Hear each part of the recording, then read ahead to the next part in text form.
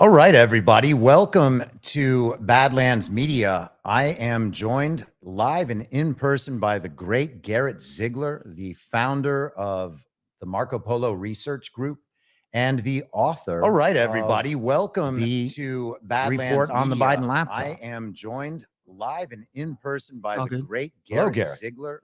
Thanks for having me. We've been wanting to do this for many months. Was that an appropriate introduction? Did I cover all the bases? Yeah, I always like to use the term OSINT. Oh, cool. Well, now it's coming out everywhere. Hello, Garrett. Thanks for having me. We've been wanting to do this for many months. Well, it is we're just getting this whole in-person thing. Tech always happens. Everybody knows that I'm really bad at running live streams, so we'll get it. We have enough time. So we've been wanting to do this for a while. Marco Polo is really a very very informal group. There are many independent contractors. We don't have an established office. We've been wanting to do this for a while. Just my home office, and we've really, until recently, been focused solely on the Biden laptop. Just because the material is so voluminous and rich, and there are so many rabbit trails to go down. Over 2023, we'll start branching out a little bit. We've been talking about the Larry Ray sex cult, as you know, and other things, but it's really been our this is really our inaugural. Over 2023, we'll start branching out a little bit and been talking about proving that Larry Ray sex cult could do what we said we were going to do, which is commit sufficient time to going through this thing. There have been many good. Hold on one second. They're telling me that there's a terrible echo on this, and that would be terrible news. I'm not exactly sure how to fix it. Are you guys still hearing this echo? Hold on one second. They're telling me that there's a terrible echo on this, and that would be say keeps looping and starting over. I'm not exactly sure. Guys, bear with me for 1 second. I've not done this in person before. He's getting very angry. The anger is not necessarily looping and starting over. I'm not sure how to where is this? Guys, bear with me for 1 second. I've not done this in person. He's getting very angry. The anger is not.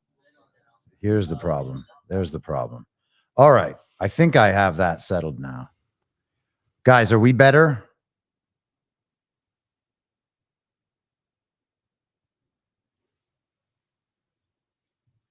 Got it? I'm hearing people say got it. Better. 5-5. All right, we're good to go. All right, so let's start that over again.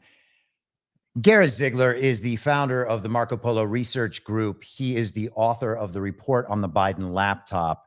And there it is. Beautiful. And you were just talking about the work you're currently doing on the Larry Ray sex cult.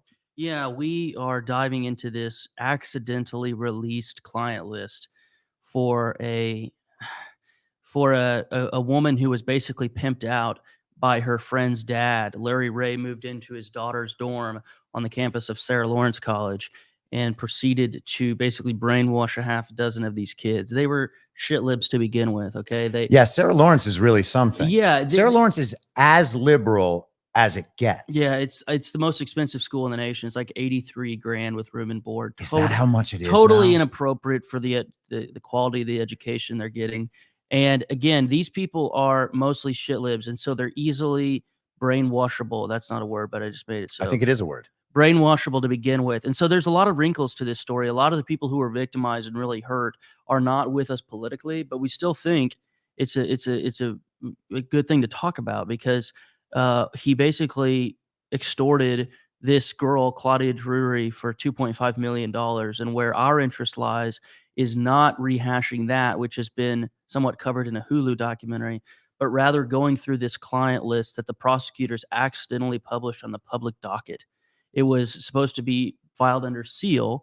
There are 121 names on it. Every big outlet in the country has this list along with us because I clicked the thing on Pacer like immediately. It was only up for like 20 minutes, right? But we snagged it.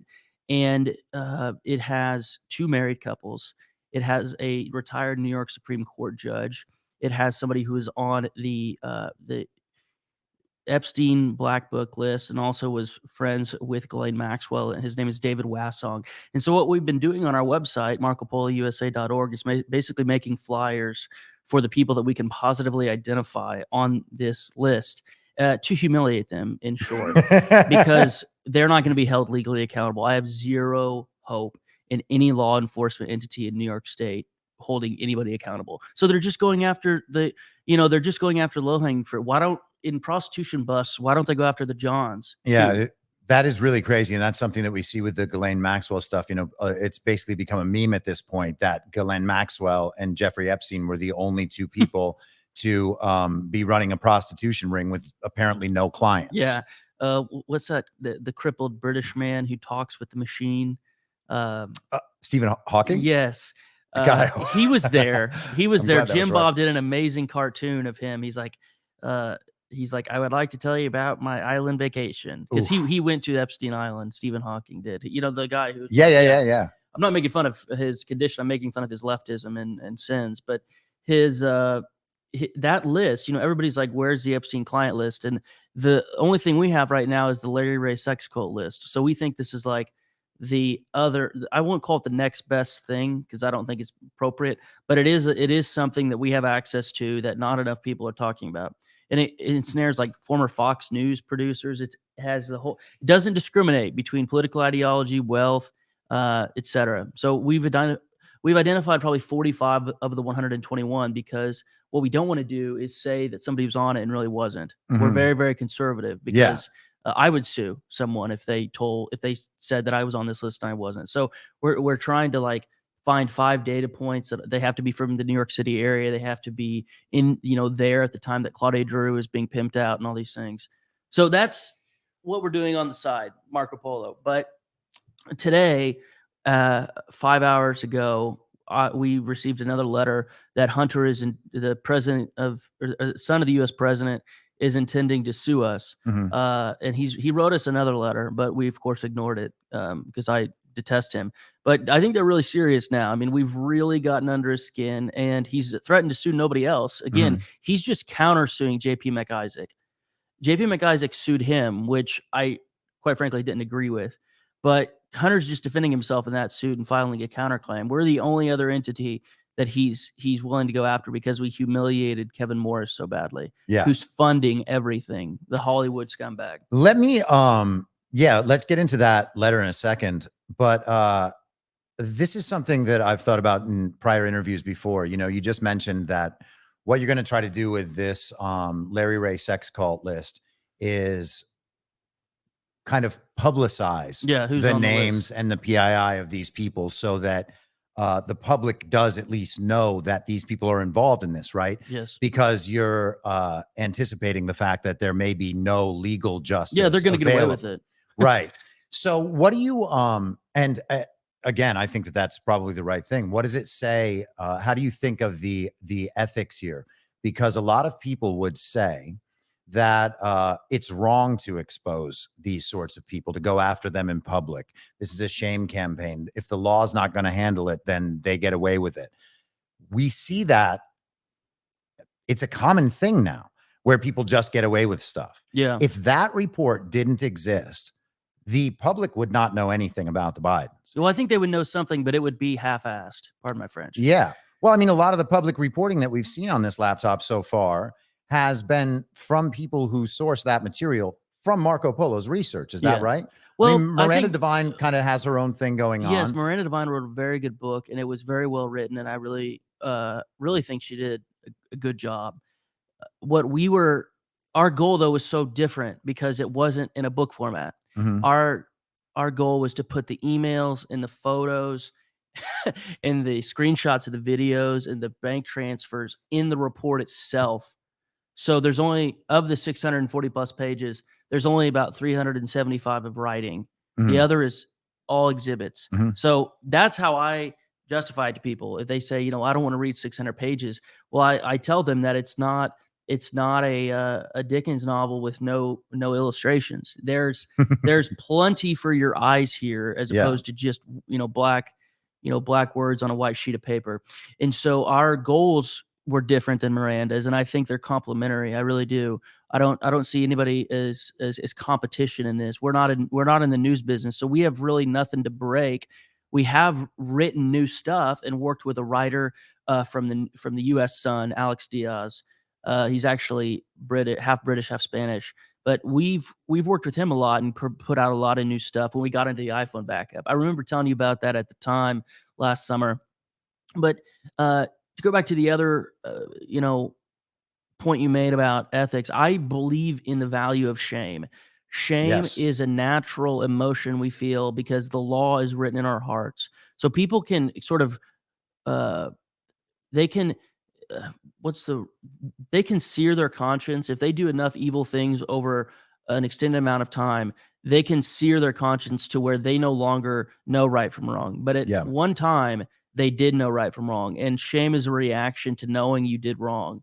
And so if that's what they're mad about, that Marco Polo is doing its mission and creating shame in the hearts of people who did horrible things, then that's what we're supposed to do. Yeah. If somebody has a philosophical opposition to using shame, then I don't think they know history or the Bible or any other or most other sacred texts. That shame is what they feel.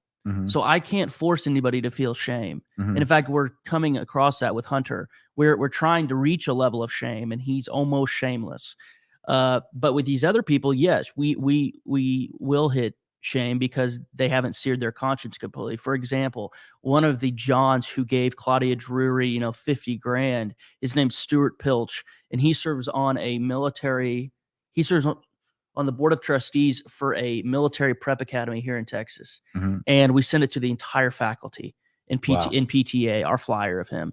And so how he's still on that board of trustees is beyond me, because he was named in the trial. It wasn't just our exhibit that outed him and our flyer. He was named in the trial. So how he is on a board of trustees, which is supposed to mold young men here in Texas to go to probably one of our service academies, is a joke. So yeah, he absolutely needs to be kicked off. If he's not going to be, held account legally, he has to be held account socially. Yeah. And I think shame is very important. And if you lose shame, you lose the ability, not everything has a legal solution. Right. A lot of these people are going to get away with it legally. And so shame is another tool imbued, I think, by God, or if you have, or, another person could say the human condition, to course correct ourselves. That when we feel shame, we say, we think we ought not do that anymore. That's evil. That's a bad thing to do. So yes, I think Marco Polo is in the shame creating business. If there is a business to our nonprofit research group, it's to find people who have obviously gotten away with stuff and create some amount of shame in their hearts so that they turn away from their despicable behavior of selling out your country, laundering money, using women for pure sexual pleasure. That is the wrong thing to do. So, hopefully they take that shame to heart. But if they just lash out at me and threaten to sue me personally or my group, that means that they're an immature person, that they haven't, that they're only, half a man. I don't want to quote Aristotle because I think he had a lot wrong, but some ancient Greek philosophers will say that is somebody who is not fully formed, right? Because they don't have the rational faculties to sit back and examine what Marco Polo is saying without getting mad at the person. I bet some version of Hunter could sit down and read this report and say, "Holy shit, this was a total mess I created," but his ego is prohibiting that. Yeah, I mean, we discount shame as a tool these days. That's the last thing you're supposed to do. You're not supposed to slut shame. You're not supposed to fat shame. You're not supposed to shame anything, right? And there are ways to do it. There are ways to do it. Yes. I'm just saying, when you take that tool away, when no one is allowed to judge the behavior of others, what we end up with is an amoral culture and an amoral society. And that's what I existed in for a very long time in Los Angeles. The culture that Hunter is involved with in many ways intersects the culture I was part of for many years. The Viper Room. Remember that? I don't remember that from my LA experience. I remember it. But you know what the Viper Room is? Of course. Yeah. And Bevan owned that. And it's Bevan Cooney, obviously. I've been there. Spent time in the Clink. And Bevan Cooney releases emails to Peter Schweizer, so he thinks that he was the fall guy. And obviously, we've reached out to Bevan a half a dozen times. He won't return my calls. He doesn't want to talk. He's scared. He did that when Trump was still in office. Pretty much everybody should be scared of Marco Polo, I would think. Well, no, they shouldn't be scared of me. If they've done terrible things, I mean. Yeah. I think that Bevan Cooney should talk. I mean, that is his the wife's one already protection. divorced him. That's the one protection people have, and they don't realize it. I know. Right? Being publicly upfront with all this stuff. Tony B did. Is exactly. Yes. And that's, at that point, you've basically taken away the blackmail and the compromise aspect, right? It's like it's already out there, So if you're going to go after me, I guess you can go after me if that's what you intend to do. But it's being public and being willing to say all this stuff that actually provides some level of protection for people who actually know where the bodies are buried and what sorts of things powerful families do. Yeah, that's a very good point. We put that in our report. I'm going to try to find the exact page on it. It's about how it's towards the end. It's about how the power of blackmail decreases when you release it. Yes. For example, here. Well, are you familiar with the concept? I think you are. I think maybe you inflation. Blackmail inflation and the blackmail market, right? Yeah, that's footnote 1838. Footnote 1838. On page 573. Okay.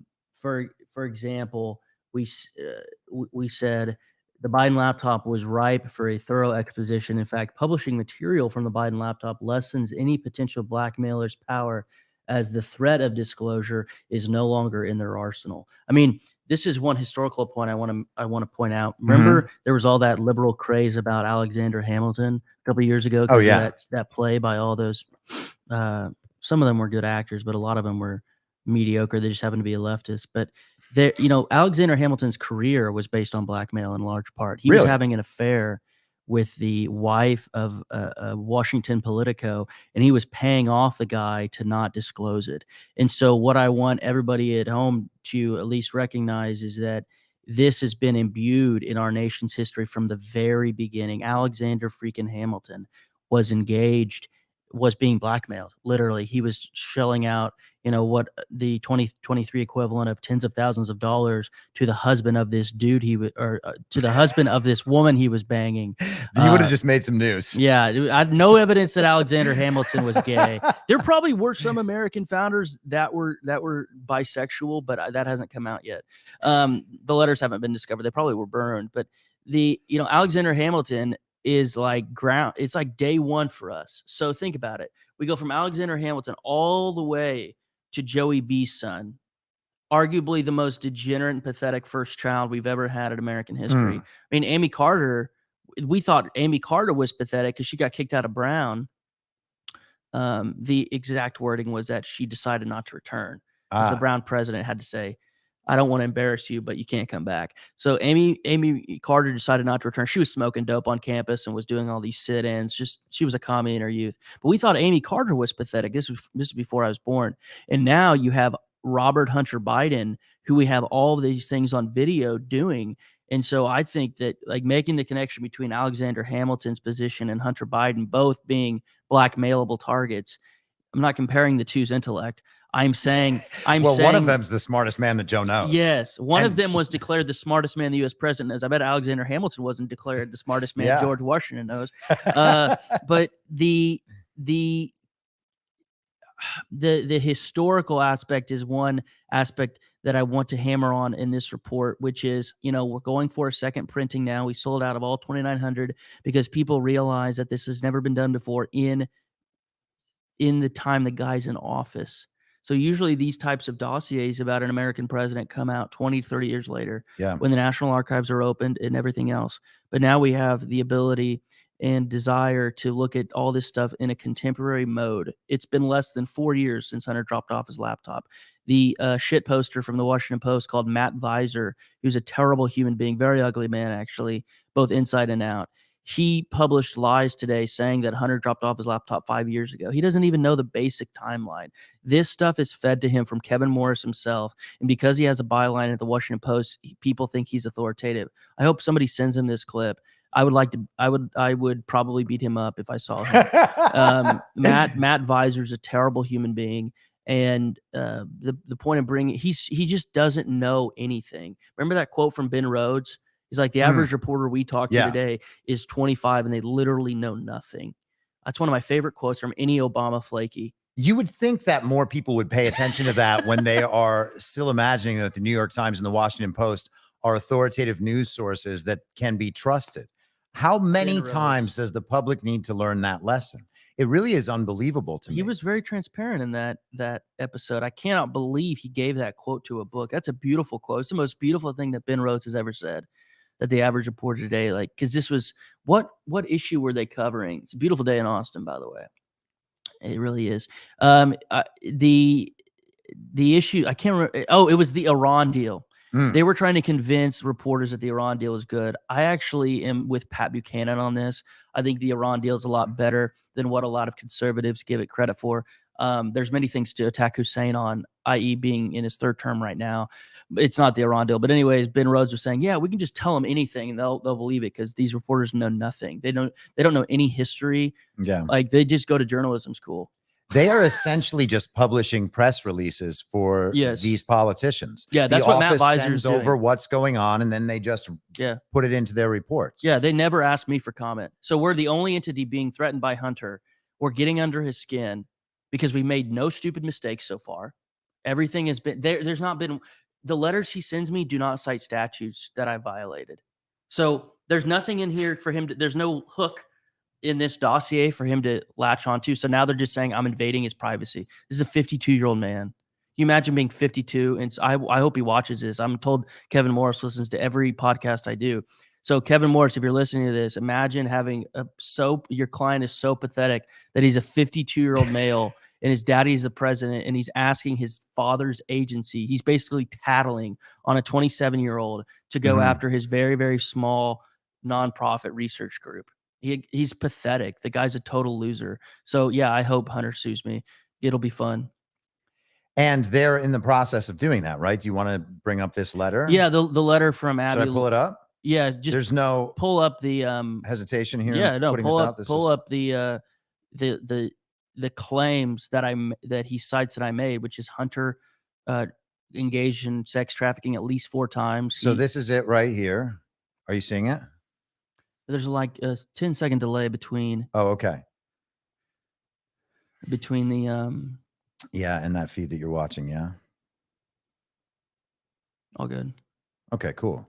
So once I see it, I can go. So he again demands that I issue a public apology to Robert Hunter Biden and that I retract my statements, which of course will never happen. Well, you also don't have any reason to apologize or to retract anything. Of course not. They didn't say I said anything false. Yeah. So, yeah. I mean, it's unfortunate that it's happening to them, I guess. They cite have you ever seen Full Metal Jacket? Yes. Not in a while, but so yes. Look at footnote number 1. They cite a letter from this Patrick Berge guy who I met once in my life, who's basically taking Hunter Biden's side in this saga. It's a really weird chain of events. Like he holds himself out to be a patriot, but Patrick Berge's like that washed up private on Full Metal Jacket. I sort of pity the guy because he wrote this letter tattling on me to the Assistant Attorney General for the National Security Division, Matthew Olson. That's what that first footnote is about. Again, I didn't get the laptop from Tory Moras, and he's including secondhand hearsay, Chris, in a letter to the Attorney General, to the Assistant Attorney General. And that's his claim, is that you got the laptop from Tory? Yeah, I didn't get it from Tory. We know who. So it's all ridiculous. These people don't reach out to me. They just spread lies. They never reach out to me for comment beforehand to see if what they're saying is true. And they never provide any evidence. So like with the Jack Maxey thing and the Patrick Berge thing, they provide no hard evidence of the crimes that they think I've committed in doing this. So again, we put emails on our website, BidenLaptopEmails.com. That's really pissed off Hunter and his attorneys because It's 128,000 emails. Yeah, we're the only group to have done that. I'm very proud of it. WikiLeaks should have done it. They didn't do it. We did.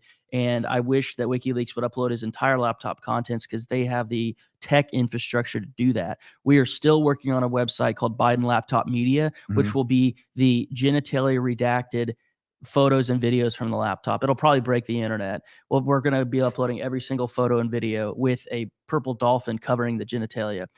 But it's not going to be Hunter's jacked up teeth this time. That was a good one for the report. That's probably pissed him off too. But look, they just quote what I say, that claiming Mr. Biden committed FARA violations, money laundering, sex trafficking, and civil RICO violations. I didn't say civil RICO violations. There's no such thing. RICO's a criminal statute, so they misquoted me. On a podcast with Roger Stone, they said we got into his iPhone backup. There's a whole hullabaloo about Jack Maxey saying there's 450 extra gigabytes. It's all bullshit. The original laptop that was given to Mac Isaac, and Mac Isaac on multiple occasions has spoken to this in interviews and through social posts. The original Mac that was given to the shop owner didn't have the capacity to hold 450 gigabytes. So what they were alluding to, probably what Maxey got twisted up in the wires of his synapses, which are frying by the day, is there was an iPhone backup containing 29 gigabytes that was password protected. We found the password in the keychain. Anybody who has a Mac knows that there's this keychain thing where you hold your passwords. Well, we got the password. It was Julia is 26 ! Capital J. So long story short, Julia sounds a little too old for. Julia is the English is the Americanized name of the woman who's Ukraine. She's from Ukraine. Her name is Yulia Anakina, and she was a hooker that Hunter solicited in New York State from a known human trafficker named Mareva Ekaterina, who runs a service called ubergfe.com, which is the same as Backpage, which should have been seized yesterday. In fact, in our report, we say that should be one of the priorities. UberGFE, girlfriend experience, should be seized immediately. There's women from all over the globe in each, they have 6 American cities. I wonder if Austin's one of the cities. We could probably bust them tonight. But if any FBI or HSI people want to do their job today, they can go on ubergfe.com, look it up, and see that this was the site that Hunter Biden gave over $50,000 to. And we know that some of that money was from Joey. So Joey B goes on his book tour. His book's called Promise Me Dad. Joey B wires Hunter the money, and Hunter buys foreign hookers through Uber GFE, and some of that cut goes to Mareva Ekaterina. It's all backed up in our dossier.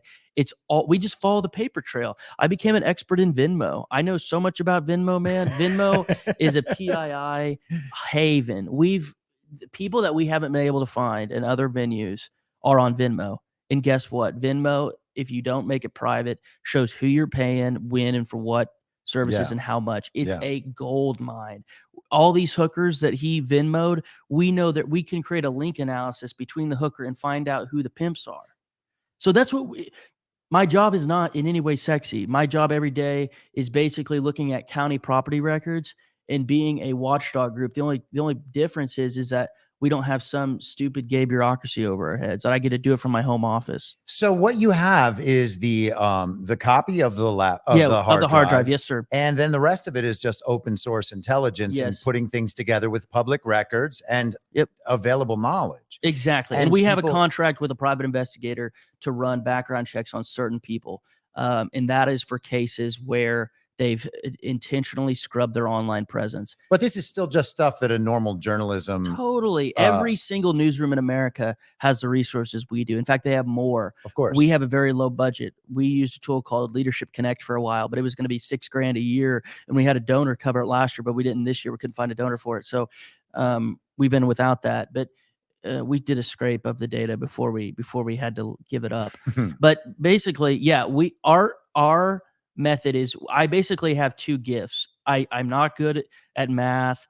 I didn't want to go to law school anymore. I have two gifts. Number one, I'm a good writer. Number two, I keep digging when other people give up. And so we finally, after 18 months, found a picture of the Fed, Mike Zelak, who was involved in collecting Hunter's laptop. He's an agent at the Wilmington Resident Agency of the Baltimore field office in the FBI. And there was no pictures of him online anywhere. He deleted his Facebook account. Well, he finally found his live-in girlfriend's Facebook page, and there was one photo she didn't make private. And then, bam, we found more. So I was I was so pleased with that because we didn't have a good photo of him. So then we were finally able to put the photo we found on Facebook in a facial recognition tool, and we found 2 more. And so that was very important. That's going to be in the second printing. The first printing didn't have a photo of Mike Ziegler. Mike Ziegler, of course, hates me because every week I send an email to the special agent in charge of the Baltimore field office with a link to our Substack about Mike Ziegler, saying that he committed federal felonies in his dealing with this Biden laptop, meaning he didn't follow chain of command. They should have notified the AG about this because it was a politically sensitive investigation. So you know, the bottom line up front is our goal is granularity. So we want to unite all right-wing nerds in the country to dig into this data. And everybody who has dug into BidenLaptopEmails.com and has posted about it on Twitter, I reach out to almost everybody. I search BidenLaptopEmails.com on Twitter, and then if people find something interesting, I DM them and say, hey, would you like to collaborate with our research group? And I always try to meet people where they are. I always try to find people, like with our report, with this drafting of the report, I tried to find people's natural interests, things they naturally gravitate to, and then ask them to do research digs on those things. Because I have found that if you let people dig on what they really want to, as opposed to maybe just what they're willing to help you with, you'll get much better findings out of it. It's a very, I might be sounding very, not obscure, but very heady here. But my basic point is I've been able to construct a team. That's been my gift. And mostly all of them. Sure. I've been able to construct a team of very good professional dudes where there's no drama. And we're all committed to exposing Joey's fraudulent regime. I mean, this is a joke. I mean, he can't even walk. Did you see the picture yesterday coming off the plane? It's unbelievable. He has Lewy bodies. Every day the neurons are dying. The front of his head is just becoming mush. Let me also ask you this, and I think I've heard you talk about this before, but if it was just the moral crimes on the laptop, you may not have bothered. No, right? It would have been. It would have been important. It would have mattered. It would have been worth a couple Substacks. That's it. Yeah, and it would have kind of fleshed out who Joe Biden was and what that family life really is, because we've been lied to about that for 50 years. But it wouldn't have been the same level of priority. You may not have devoted your life to it for 2+ years. What's the meat there that you really wanted to get into? What makes this important?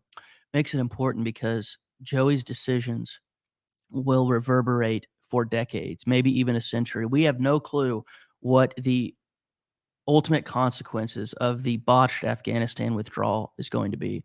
So it is worth our time to dig into the man who has more power than anyone else on planet Earth and figure out who he is, what kind of children did he rear, what does he find important, who are they in touch with. And so if this were a senator's son, the level of detail we would go into would not match it, because their potential impact on world history and American history would be relatively limited. But Joey's impact on U.S. history and world history is still being calculated. It could have a profound impact. And so if you're interested in, if someone's interested in geopolitics as I am and public corruption, there's really nothing higher than the U.S. president. I mean, imagine if the mayor of Austin was this corrupt and had this corrupt of a son. It would be interesting, but his damage could only go so far. Maybe he ruins the state of Texas or the U.S. South. But Joey is doing stuff all around the globe every single day that will have negative consequences. And it's not just moral crimes on the hard drive. No, we put it in order of importance. So the business crimes is the longest section and the most important section, Chris. And then it goes sex crimes, sex-related crimes, and then drug-related crimes. And we think that that's the order of importance to the American citizenry. And so the business-related crimes are things that affected Joey's public office, that enriched his family. Yeah. He was selling his public office and has. Yeah, and we have emails that prove that Hunter's job was to influence certain actions that other people wanted him to take. And he was able to do that because his dad was VP, most notably in Ukraine, but also in China. Joey has been increasingly soft on China ever since the dawn of the WTO agreement. Joey B was instrumental in getting China into the World Trade Organization. How anybody could be proud of that and not, we should be talking about that every single day. Right. And so correlation does not imply causation, but I'm saying that we can craft a track of Joey B getting more friendly on China with Hunter Biden's business relationships in number and scope with Chinese oligarchs. That is news for any other U.S. president. People would be investigating that. But it takes us and a few other people like Miranda Devine and other writers to really dig into the Bidens at a very granular level. Josh Boswell from the Daily Mail has been focused on it. He's been doing good work. But that's sort of the backdrop. We wanted to, and if anybody hates me personally, that's fine. But they would have to admit that the report is making an impact because we're getting threatened by Hunter himself. If we were just pissing in the wind and nobody was listening to what we were putting out, Hunter would not bother. Right. But it's because we're right over the target that he feels so threatened. And I take pride in that. So let's dive in wherever you want to go. Yeah. First. You know, so I posted this quote on Twitter the other day. It's on page 17 of the report. I'm going to see the comments come in. Okay, cool. Is that up? You good?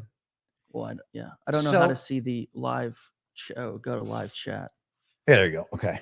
So the quote in the report you wrote, the Biden laptop was a modern Rosetta Stone of white and blue collar crime under the patina of the Delaware Way. Prior to the discovery of the Rosetta Stone, a number of ancient languages were mere gibberish and hash marks. Similarly, with the laptop, we were able to illuminate previous convoluted network webs of people leading the charge for global governance. And that is absolutely key. Additionally, the metadata on the laptop can inform other investigations. Truly, the Biden laptop can be considered a translation tool for open source intelligence gathering into the future. After pouring over 200 gigabytes of data, Marco Polo concluded, perhaps contrary to popular belief, that there are not two or three boogeymen pulling the strings of America's decline, but rather a legion of hangers-on and grifters who rely on Joe and the entire Biden political mafia for introductions, jobs, prestige, and access. And this is how I envision the Bidens. This is, what the report really fleshes out. This is what I think people have to actually understand that they don't understand, because the reporting has been fragmented. It's come out over time. Yeah. There's this thing in China. There's this thing in Ukraine. There's this thing in Russia. There's the sex and the drugs. And then there's this idea that Joe Biden is this decent family man. Uncle Joe. Always has been Uncle Joe. And it's funny. I was having this conversation last night. When you're in these certain sorts of social environments where you're in that more permissive environment where it's kind of do what thou wilt, right? And kind of anything goes. Then when all you're doing is favor trading all the time, the people who are happy to help you advance while you help them advance in terms of the corruption and the nepotism and the favor trading, you actually do feel like these are good people. Oh yeah, that is a very good person. He helped my daughter get into college, right? Or he helped my son get this critical appointment in government. He's the greatest guy I've ever known. And this is, I think, the sort of decency that people are referring to when they talk about him. Like, he will trade those favors. He'll hold up on his end. And that's kind of like this weird proxy for honesty in a world where morality doesn't exist. You put that very well. I had never thought about it in those terms before. And, when you have no moral law outside of yourself informing your behavior, yes, it's all dog eat dog. It's all power hungry people. And Joey has been powerful enough throughout his life to effectuate those favors. And again, that's the only thing Joe's ever known. Step back, think about it. He's the epitome of a career politician. Everybody rails, even Democrats. Some Democrats hate career politicians. Think about how long Joey B has been in office. He is the epitome of this. It's so disgusting. And Hunter, that's what he was tasked to do by Joe. He was the bag man, right? So Right. Bowie was supposed to be the politico following in Joe's footsteps. And, Ashley's been whacked out her entire life. So the only person to make money for the Klan has been Hunter.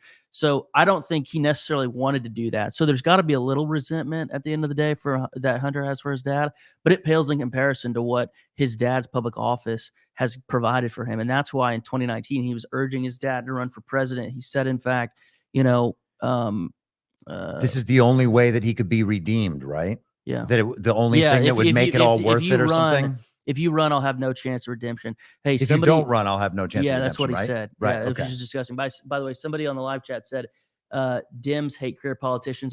Some of them do. I think that was AOC's key pitch. You're not talking about Democratic politicians. You're talking about like the kind of the activist wing of the party. Of course, right. their left flank. And that was one of the key things that AOC ran on. And by the way, they're running on ethnic politics. AOC was like, we don't need this career politician white guy to represent us here in Brooklyn, right? So that's what I meant by that. So I don't think the person took what I said fairly. It's obviously not all Democrats hate career politicians, but some of them, at least, they take advantage of the anger towards career politicians to say, hey, you need to elect me, as opposed to the stooge that's been in there for decades. But you said it best. On the very same page that you said that you read the Rosetta Stone quote, there's a phrase called the Delaware Way. Yes. And that is what, and of course, Ted Kaufman, Joe's wise man, they called him.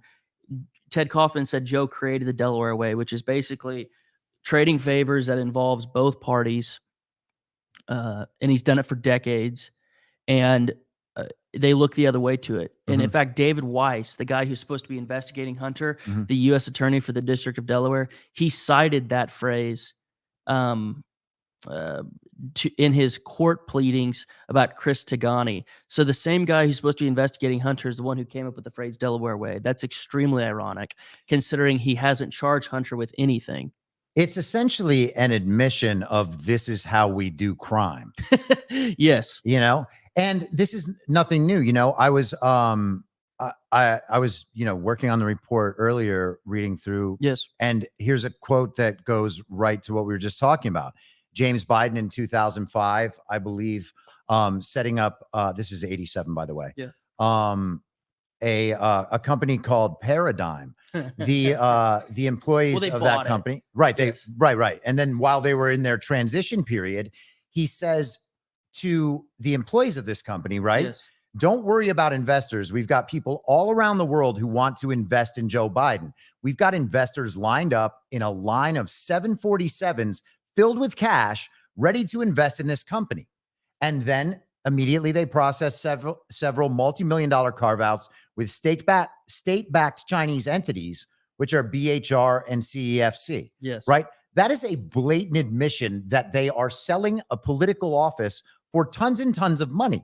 That is literally what the family business is. That's why he's been in politics for so long. It's astounding. And I'm sure that we don't have to belabor this point, but back to the beginning of Joe's career, he got into political office through whatever circumstances. And his mentor in politics was Robert Byrd, who was a legitimate Grand Kleagle, an exalted Cyclops in the Klan. He filibustered the Civil Rights Act. Joe Biden wrote the damn bill, the crime bill. He said, if you don't vote for me, you ain't black. We've seen him with countless Joe Biden, flubs, oh, those are just speaking mistakes. He's not really just an old racist. They're speaking mistakes. Yeah. And this is the hero of the Democrat Party. This is the guy who got 81 million real legal American votes. It is unbelievable that the political history of this family just apparently doesn't matter to Democrats at all. Yeah. None of this stuff that's in this report matters to them. No, they're completely gone. Anything that helps them keep and maintain power, they will ignore. Anything that helps them do that, they will pump up, and anything that challenges that, they will ignore or try to destroy. That's why Hunter's trying to destroy us now. I think that you mentioned how Joey B got into politics. There's an amazing story. We cite the cover of the book at the end. It's a book called I Heard You Paint Houses, and it's about the death of Jimmy Hoffa. And they recite the story in the fall of 1971 or 72 when Joe got elected. There was a strike at the newspaper that was going to distribute negative ads against Joe. And the guy on his deathbed, the guy who supposedly killed Jimmy Hoffa, Frank Sheeran, they said that basically Joe's campaign worked with the union officials to do that strike, and therefore the negative ads against Joey weren't delivered in the papers because the papers didn't run. And so this is somebody who over, I guess 72, that this is over 50, 50 years ago, has been completely has been like that for over 50 years. Yeah. So all of the crap that he's done it would be more than filling up a book, I think. So this report, it just includes the crimes, but there's all this other stuff. And this is only like from 2010 on, really. Exactly. 2010 on, and in one device. So, Lord knows, and we put that in the report. What if we got our hands on other devices from the Bidens? Yeah. This is just one device belonging to Hunter, and look how they're reacting. They say, this isn't my laptop. It could have been my laptop. It could have been Russian intelligence. That's so ridiculous. It could have been Russian intelligence. The 60 Minutes that he interviewed with last year after he released his book and was doing his little art show, the book that Drew Jubero wrote, of course. Yes. Where he's like, well, it could have been stolen, or it could have been Russian intelligence, or it could have been my laptop, but also it could have been stolen. Yeah. It's like, dude, how do you not even get through that? Yeah. And like, didn't you practice this excuse like 100 times? I know. And think about if we just had the emails, Hunter would have some plausible deniability, but we have videos of the guy. So we have evidence in every single medium you could imagine. So if it was just WhatsApp messages from Hunter, he could always say, well, somebody had my phone at the at the time and it's been spoofed and yada yada yada. But we have phones, or we have entire iPhone backups that have text messages, photos, videos. It's astounding. Can you imagine having that info out and still having the gall to say that this for sure, we don't know for sure which material is mine. And remember that letter from Abby Lowell to my group today. They said, we are neither confirming nor denying that it's these laptops or that the materials from Hunter's laptop. It's just, we know that it's electronic data that belonged to Hunter, but we're not going to admit that it's from his laptop. So let's spend a second on that, because I know you talk about it on every podcast and interview you do, but people want to know about the provenance of the laptop. Yeah. Right. So it has all of this information. It gets to you guys. You are able to independently verify the information on this laptop in a multitude of different ways.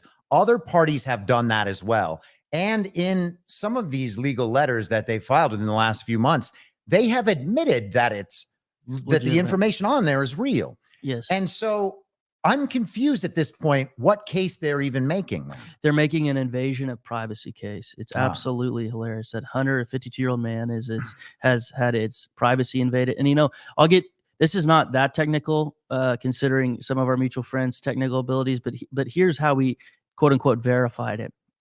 Along with DKIM signatures and emails, which basically is a fingerprint in an email, and it verifies that the email was really sent from that address at that time. There are other ways to verify information. For example, the photos on Hunter's laptop, a lot of them had EXIF data and specifically geolocation data embedded in them. So if you have a photo that has geolocation data in it and it shows the exact latitude and longitude, Chris, what we did was then go to the calendar and see if he's where he planned to be at the time the photo was taken. Then we go to his iMessages and look at contemporary conversations. And by the way, we uploaded all of this guy's iMessages to our website, not just the emails, all of his iMessages, man, from his iPhone backup and the laptop. That's what people don't give us credit for. That took us literally on the emails months of time, and the iMessages weeks of a time. And all we edited out was the genitalia.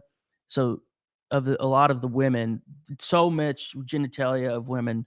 It's in a lot of them were, I don't know why Hunter would want to be with those. You'd think that with the cash he had, he would. But anyways, all the stuff all the genitalia is redacted, but anybody can go read the president's messages to his son on our website, marcopolousa.org. And we think it's an incredible trove of material. And it's so much, Chris, that people have become somewhat immune to it. Yeah. Because we've posted all this stuff, they don't know where to start. So if we just posted 10 emails at a time from Hunter Biden, I think there would be more interest. Maybe there would, to be honest, all man. 128,000. You know, one of the weirdest things about this period of time we're in is we have all this access to pretty much all the information in the world, right? Humanity has more information at their fingertips, each one of us individually, than at any time you could ever imagine. An unbelievable wealth of knowledge all the time. And all it takes is what these people believe to be an authoritative source telling them that there's something wrong with the thing you're looking at, and you will take it because it suits your own political motivations. You'll be like, yeah, I can't believe anything on that laptop. Oh yeah, because it's already been said to me that it's false. So anything that I see off that laptop forever, I'll understand that as part of this counterintelligence operation against people like me. And I'm just not going to believe it at all. Mm-hmm. And I mean, they have a lack of curiosity. A lack of curiosity. It's some of them it's do. You're right. At this point. Yes, a subsection, it's a lack of curiosity. Subsection is brainwashed. Yeah. But you're right. There are people on Twitter all the time that say I'm not going to read a damn word of that because he worked for Trump and he got the laptop through Rudy Giuliani. But they never bother to look at our report and say, you know, for instance, look at this email on page 88. The way we included the emails as exhibits in this dossier, Chris, it's very hard to spoof this because you have replies, man. Like first of all, the metadata is in the EML file, which we've already put on BidenLaptopEmails.com. Let me pull this up for the people. Yeah. So if you just look at this email here, it's really hard to spoof this email chain because you have emails from 3 different people and they're all replying in a sequential manner. And they all have different devices. So sent from my iPhone, sent via BlackBerry by AT&T. If you want to, by the way, Devin Archer's number is at the bottom of that. So you could, if you wanted to verify it, run Devin Archer's number and then see if it's an AT&T number, and you could do it yourself. Like, we are wanting people to try to find something that's been spoofed. And to this day, not one item has been proven to be spoofed from this laptop. The other funny thing about it is, though, you know, you could hand this hard drive over. Like, let's say that you're the most biased person in the world, and maybe you are biased. You're certainly biased against Hunter and Joe Biden as a product of your research and as a product of plenty of other political considerations, right? Is a cancer. Sure, I totally agree. But you could still hand the hard drive over to a left-wing.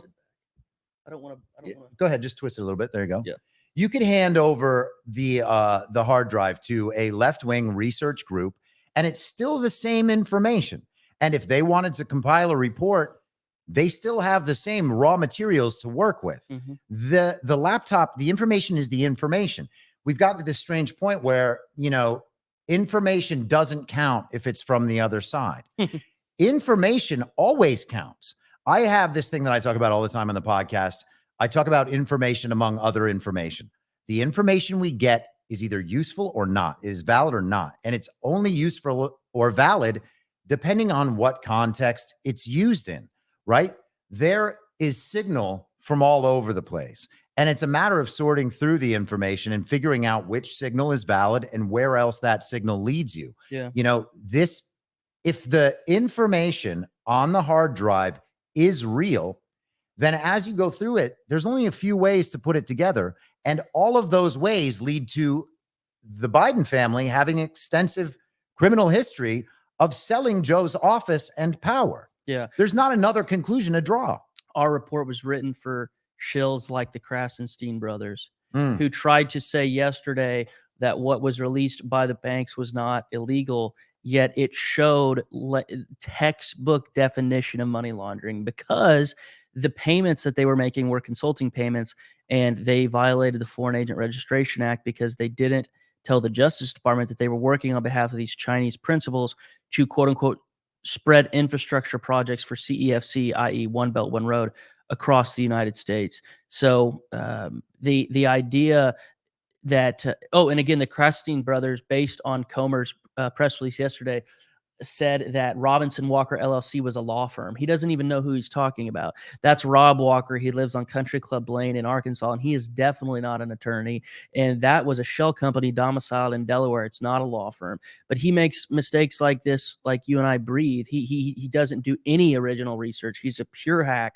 Yeah. So we wrote it for them and for a historical record. So some people get mad, not at me per se, but at what we've done, because they say, well, what's next, Garrett? What can we do about this? And I say the federal government's completely comped.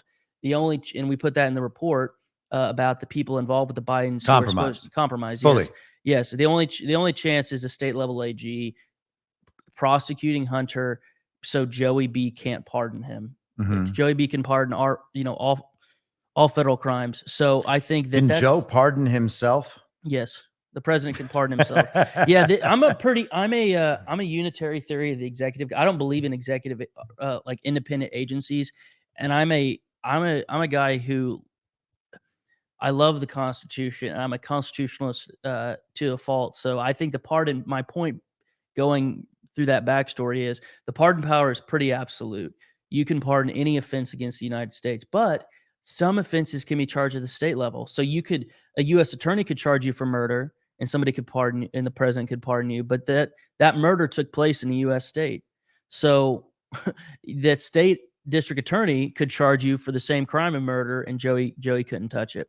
So I think that all the money laundering crimes and conspiracy crimes that we lay out here they're not going to be held to account by a U.S. attorney. It's going to be an AG of, say, Arkansas or Louisiana or some, even though the lion's share of the state level crimes are in California and New York, we can't rely on the attorney general of those two states to be fair and to enforce the law. That's all we're asking for, by the way. If somebody just joined this live stream and is wondering what we're about, we just want the law to be enforced equally. If I did this stuff, I would have a hard time getting away with it.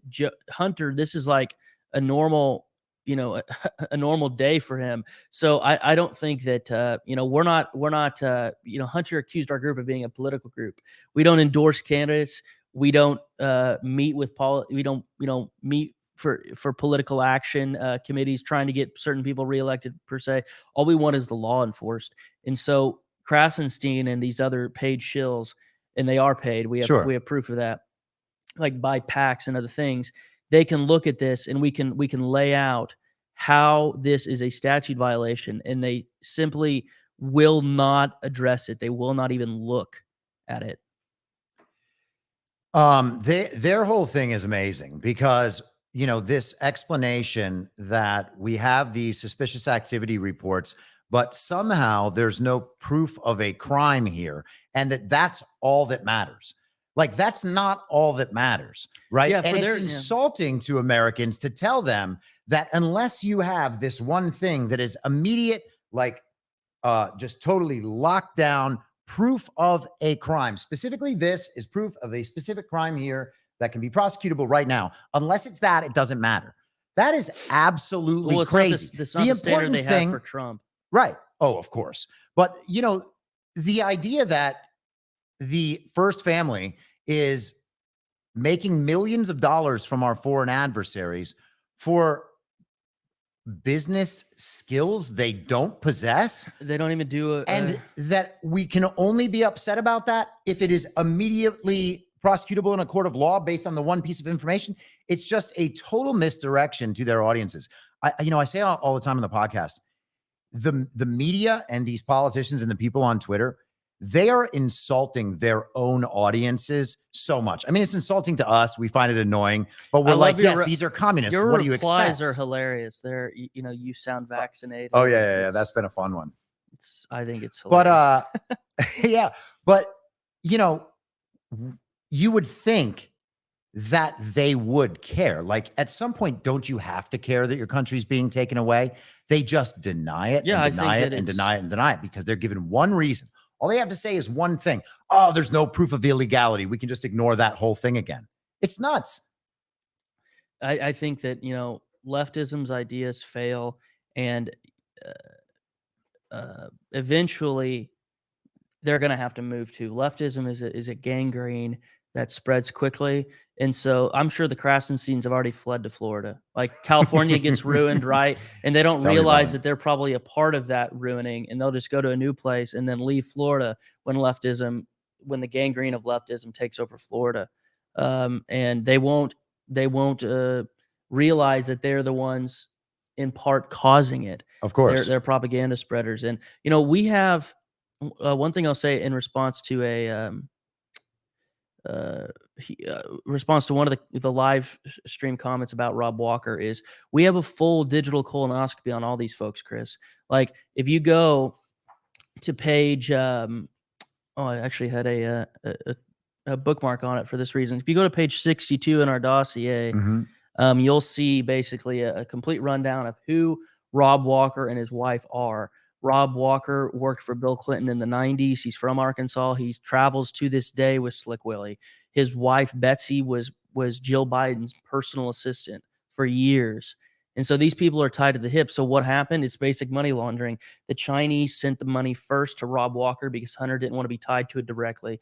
And then Rob Walker, like a funnel that you use in the kitchen, Rob Walker, it went in like 3 different directions from Rob Walker. So you have this Chinese shell company, State Energy HK Limited, goes to Rob Walker, and then Rob Walker sends cash to Hunter, Jimmy, and likely Sarah Biden. And then Hunter shares bank accounts with with Hallie. And so, by the way, Hallie wasn't really involved in the businesses. Hunter told her what to do in terms of business. So Hunter was like, hey, I'm just going to have this wire sent here. We're sharing the bank account anyways, et cetera, et cetera. So I don't want people to think that Hallie's this mastermind Chinese. She committed a lot of crimes, but especially drug-related crimes. But Hallie's not involved with the business. That would be Sarah Biden, Jimmy's wife. Let's jump into some of the Yes. family tree stuff because, again, I think it's important that people understand the Biden family as a political crime family because which that is how page they do you want operate. to go to? By the way, Hallie Biden receives $35K. I know that they had a joint bank account. Her and Hunter shared bank accounts. So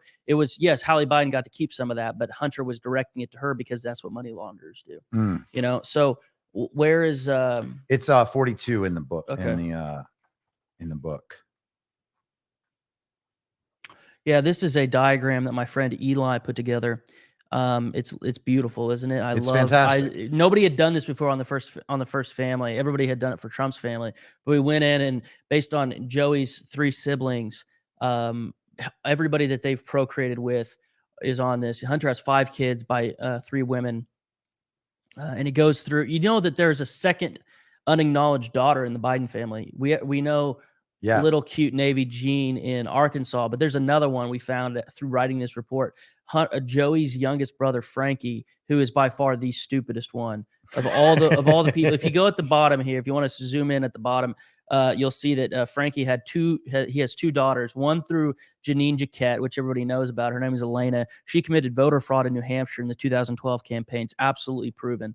There's an article about that. We include that in our dossier in one of the footnotes. But the other daughter, Megan Gettr Walker, was a love child that he had with Judy Gettr, who tragically just died. She was actually 8 years older than Frankie, but she's not even listed on obituaries. The Bidens refused to acknowledge her. And so Frankie mentioned her once in an online bio, but other than that, nobody will even acknowledge her. So think about this. The American First Family has 2 unacknowledged daughters in their family. And I think that's sociologically something else because we're told all the time that Joe is just so relatable, like you said, so down to earth, so decent. But yeah, it's so decent. And about what we're bringing decency back, or what was that? We have a great exhibit in this report, Chris, where you have the tweet from Jill saying decency is on the ballot. Yes, and then you have Hunter receiving a foot job from a 19-year-old that he flew in from California while smoking crack. So we do the side by side. The genitalia is blurred out with his crack teeth, but we have decency is on the ballot. Then Hunter getting a foot job. So it's insanity. What happened to Joey's first wife? She died in a car wreck. I'm trying to look at these people. Well, let's start. Let's do it a little systematically here. So Frankie Biden, since we're already on the conversation and on the topic, what is does he have a major role in the operation of the family business? Think of the Bidens. We compare him to a pack of hyenas. So think of a feeding frenzy among hyenas. Frankie never gets the best cut of meat. He always, to use another term that people use on the farm. He always gets the hind tit. If there's a litter of puppies, Frankie never gets the teat with the most milk. So he's not getting the fresh cut of the Chinese private equity deals. Frankie is getting like the $2 steak. So he starts a solar farm in Costa Rica with government funding. He runs a charter school scam out of Florida that has like a 22% graduation rate and other grifty things. By the way, this guy, to our on information and belief, doesn't have a college degree. He said he went to Cornell and San Francisco State, and they won't confirm that he even attended. So this guy's just bounced around. Like, Frankie is a total drunk. Has had so many liens placed against him. Sorry about that. Is it fun? And I think we're good. And his business dealings have basically been completely reliant on government funding. So he went to these like board meetings, by the way, to pitch, or not board meetings, but city council meetings to pitch these charter schools. And he would say, on my name as a Biden, in fact, he even called himself the P.T. Barnum for these kids. He was just selling these charter schools as a solution for poor inner city blacks. And so we made a hilarious meme of Frankie holding Joey as P.T. Barnum, because P.T. Barnum was this guy who he was a part of the circus, right? His famous quote is, "There's a sucker born every minute."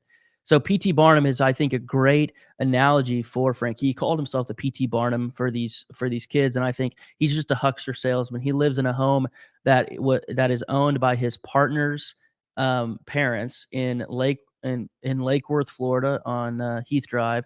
And Frankie has an unacknowledged daughter who's a nurse in Virginia, and then he's got Elena, who works, by the way, at NBC, part of the fake news industrial complex. So the president's niece works at NBC, and nobody talks about it. But yeah, Frankie is by far the stupidest one. I've read every single every single email, all 128,000. So I know what these people would respond with most of the time. It's very weird. I could actually text as Hunter, and in fact, I have with a couple of the foreign hookers to get them to talk. I posed as Robert, right? So anybody can be named Robert, but they're the ones who associated me with Hunter. I can't say that I did, but I know Hunter's vernacular. I know when he's in emails. I know when he's high. I know when he's not high. He has different moods. You're basically like Santa Claus. When you read so much of somebody's life and correspondence, you get to know how they would respond. So It doesn't surprise me that he had these attorneys, send these ridiculous letters to us. So that's Frankie, if you're wondering. Okay. Yeah, if anybody. Oh, by the way, Frankie had his own Chappaquiddick-like experience. Joe's entire goal was to be John F. Kennedy. He wants the Bidens to be the Kennedy clan. And Frankie he rented a car in the 90s with a bunch of friends in California. It's a Jaguar convertible. He was in the passenger seat. His friend was going 80 in a 30 and crushed a father of two, killed him on the spot. Frankie's like, in court documents, Frankie was telling the driver, keep going. So this is all laid out. He was actually, there was a lien placed on him. The gentleman who was killed, and the Daily Mail did some great reporting on this in 2020. The man who was killed, his name's Michael Albano. He has two girls. For 20 years, Frankie didn't pay them a cent. There's more than $100,000 is owed to the daughters of Michael Albano, and Frankie didn't pay. And the only reason why he's on a payment plan now is because Joe is running for president, and they didn't want the story to get out big league. So it's all ridiculous. So why do I bring up the Kennedys? Well, Joey got his wish in more than one way. That's the way I put it in the report. Joey became the resident, and Frankie had a body come up, and it's just. So like Ted, right? Ted drowned that girl, didn't go back for her at least, and then lied about where he was in Chappaquiddick. So yeah, the Bidens have their own Chappaquiddick-like fiasco. Let's go to the Valerie Biden branch of this tree.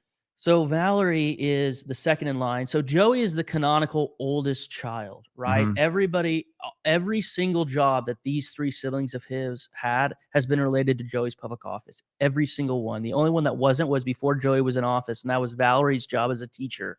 And now she's the head of the Biden Institute of Public Policy. You know what her qualifications are? That she's Joey's sister. That's it. She runs a think tank. Well, They're not real think tanks either. So, you know what I mean? The whole thing is an act. Nothing against elementary school teachers. My sister was one before she had her baby. So I love them in general. They're very kind people, but my sister's not wanting to run a think tank, right? She wants to be a mom and a teacher. So it's so ridiculous. Valerie's married to Joe's law school classmate. But before she married him, she married another guy named Bruce Owens, who she got a divorce from. They didn't have any children. Two Owenses. Excuse me, Bruce Saunders. Excuse me. I was looking at Jack Owens' name on the family tree while saying Bruce. But yeah, Bruce Saunders is a horse trainer, much more down to earth. Talked to me on the phone, answered my call. I asked him because I couldn't find their divorce date. I could find their marriage date online through newspapers.com, but I couldn't find their divorce date, and I wanted to get every piece of PII I could get. So I called Bruce Saunders up and asked him, "Hey, are you the guy that was married to Valerie Biden's?" To Valerie Biden, Joe Biden's sister. And he's like, yeah, I actually lived with him for a time. So after Joey B's first wife died, Valerie and Bruce lived with him, and then they got a divorce, and Valerie married Joe's law school classmate. They have 3 children, Missy, Cuff, and Casey. Cuff has been an attorney in LA. He'll probably live minutes from you. He's been out there for more than a decade. He's the one who was married to that Housewives of Orange County, Megan King. He was married to her for like 60 days and got a divorce. We put that in the report. Thought it was hilarious. Temporary housewives. Yeah. She was one who was married to Jim Edmonds. You know Jim Edmonds, the baseball player. Wasn't he like center fielder for the Angels? Yes, and the Cardinals. Good memory. So that's right. He was a Cardinal as well. So I'm a Pirates fan, so I had to be tortured by him for a good long time. Yes, Edmonds was I always told my dad didn't want me to swing uppercut, but Jim Edmonds always got away with it. And my dad was like, yeah, because he's a freaking pro, and you're 7 years old. But Missy Owens and KZ both worked in the administration under Hussein. So Joe has this fiction. He always says that none of my family worked in government. You know, we keep an arm's length. It's like, dude, both of your nieces are like 200 feet from you in the Commerce Department. KZ was actually the special coordinator for the U.S.-China talks. When Timothy Geithner was the Treasury Secretary. So all of Joe's family has been connected. Like Cuff, even though he's a lawyer in LA, he set up his mom speaking tours and gets a cut of that. So everything. And why does Valerie get a speaking tour? Because her brother's the president. Again, meaning she doesn't produce anything else. It's not like Valerie is an academic or writing independent reports. She's not putting anything out. That's her brother. It's really like a third world country where the families of the families of the people just get gigs because that's how it goes. Well, they've got to find something productive for everybody in the family to do. I mean, you've got the power, productive right? in the sense that it brings in money. Yeah, that's what I'm saying. You got to monetize it. And they're able, as we were talking about, to just do the favor trading. Hey, I need a job for this kid. I need a job for this kid who's just leaving college. Like, let's figure out what we can do for one another. And I'm going to set my kid on a path to great financial success. And of course, you know, when called upon, we're going to need you. But yeah, it's disgusting though. Yeah. They don't care. I mean, it's interesting too, because we're talking about the political movement that emphasizes the problems with privilege and the problems with nepotism and the fact that people from marginalized communities or underprivileged people need to get these great jobs. You know, we need to clear out the executive staff of all of these companies through Me Too or through whatever else. Let's clear all that out, replace it with diversity hires for DEI and ESG. And this is what's going to help us implement the global agenda worldwide. But we also need to make sure that we have enough places left for all the people we owe favors to. So it's going to be all the DEI hires and then everybody we owe favors and nobody knows how to do anything. And you're left with people who know nothing. But think about all of the research that went into Trump's family. And we're the only group to have even dug into like the president's sister who's still going on a book tour. It was called like Growing Up Biden. And think about it this way, Chris, too. None of these people are particularly sharp. There was an interview that Valerie did on her book tour. And a book that she didn't write, of course. Of course not. It's totally ghostwritten. It'd be like me coming here because I'm talking about this report. It'd be like me just totally. Like if Drew Jubera wrote your report. Valerie was like, you know, and I posted on my Telegram channel. You can go look. It was Valerie defending Hunter. She was like, they really need to They really need to lay off Hunter. He was on the board of World Hunger or something like that. And it was the World Food Program. But and he was on the Beau Biden Foundation to protect children. Beau Biden Foundation for the Protection of Children. That is astounding. A smack in the face to any thinking person at this point. The chairwoman of that, Hallie Biden, who again shared bank accounts with Hunter and received some of the Chinese cash, she accused Hunter of being sexually inappropriate with her own daughter for months at a time. That takes up 28 pages in this report, because people always ask me, is there videos of Hunter having sex with underage girls? No, but there's years of allegations from his own family members, and the sitting president of the United States was aware of these allegations that Hallie accused Hunter of, quote, walking around naked, smoking crack, and FaceTiming with girls naked around his 13-year-old niece. That's what the president's daughter-in-law said about the president's granddaughter. Yeah, concerning his son. One of the things that's really shocking to me about this whole affair is that everyone around Joe Biden in 2020 knew that all this was true. Yes. Right? There's that, and that's the thing that people have to understand, right? When we're getting all the heat from the left about how these are conspiracy theories and none of this is true, this stuff doesn't matter, why are you going after the president's son? Like, family shouldn't be involved in politics. Yeah, we get it. That's all lovely. That's just not what we're talking about. Yes. Yeah, this is not, it's not as if Hunter was the king of like a State Farm insurance empire and he has nothing to do with his dad's job. That's not why we're interested in this. It's because Joe and Hunter were in this tango for decades. About Hunter was in the quote unquote private sector, and he would get consulting contracts and other legal cases sent to him.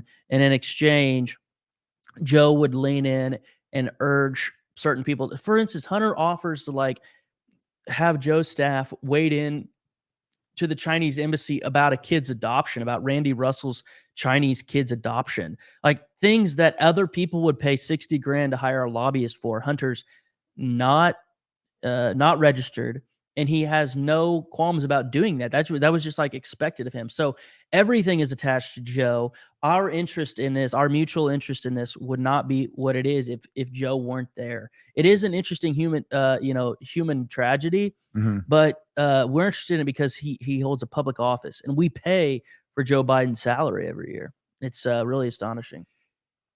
It would be nice if the people in public office were actually there to do their jobs and serve the taxpayers who do pay their salaries and uphold the oath that they actually swear themselves to. We just assume now that our politics are going to be completely corrupt and completely unfair. And you hear it from both sides. You hear it from the right and the left. And I think that the right and left paradigm and the Democrat-Republican paradigm is totally dead. I think it makes no sense at all. I think it's basically sovereign nationalists against the global communists, right? But everybody knows that politics are corrupt. And it is the acceptance of that idea that then allows people to just excuse when there's actually corruption. Yeah, when we have proof of both sides do it. Well, hey, it depends.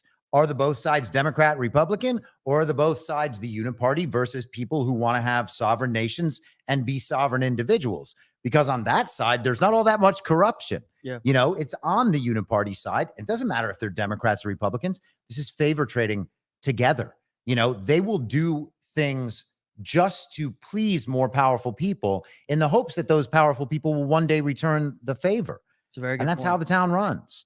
It's a very good point. It's the same way Hollywood runs, by the way. And it makes this charge from Hunter's attorneys that we're political operatives so stupid. Because guess what, Chris? There's Republicans in this just as much as Democrats.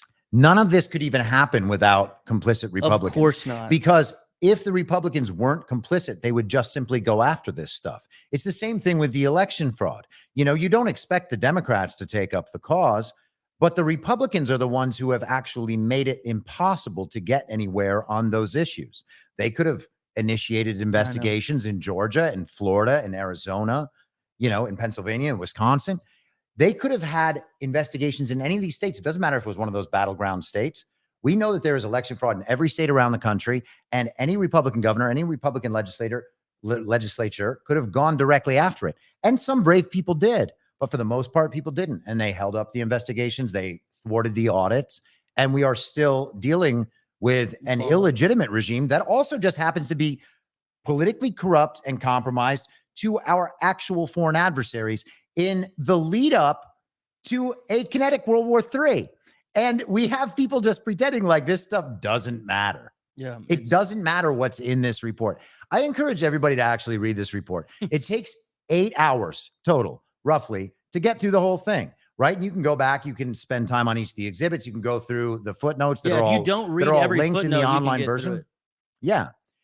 But at that point, And you it's will online know for what free. you'll know what you're actually dealing with. And it's like, why not just take 8 hours out of your life and do something nice for the country by trying to understand what you're actually dealing with, so you can talk about it with your friends and neighbors when they say, oh, no, it's not a big deal. Those are just rumors. That's just Fox News talking. Fox News? Like, we don't watch Fox News. It's crazy that people even believe we still do. Yeah, and they were gonna have me on Fox Nation. Their streaming service was gonna have me on for a show called Who is Hunter Biden season 3. And then their front office got involved and rescinded the invitation. Literally. They invited me to I have the emails and text messages to prove it, and then they said they don't have any space anymore. I mean, people don't understand that we consider Fox News controlled opposition. Yeah, like, and there's other people News on the Christian right. Your all's team. That's not on our team. I know.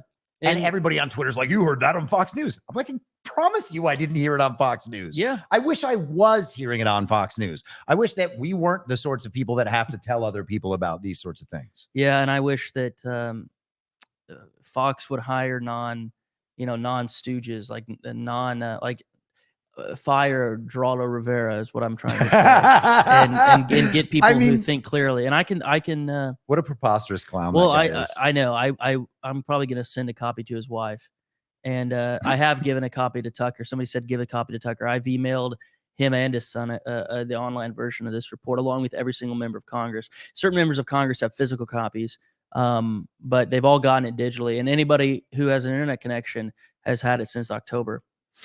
Do you feel like there are external factors? And I don't necessarily mean just controlled opposition factors, but external factors in terms of the pace of release and disclosure of information when it comes to something like the Twitter files. I look at the Twitter files, and what I see as those are being released is not a natural journalism process where they were just handed over these mountains of data from Twitter and they poured through it all and then published these certain pieces that just happen to align with all of these public narratives people are largely familiar with. To me, that seems like it's prepackaged in some way, whether it's an intelligence product or something else. That seems prepackaged to me. The release of the January 6th video that McCarthy just handed over to Tucker Carlson a couple of weeks ago.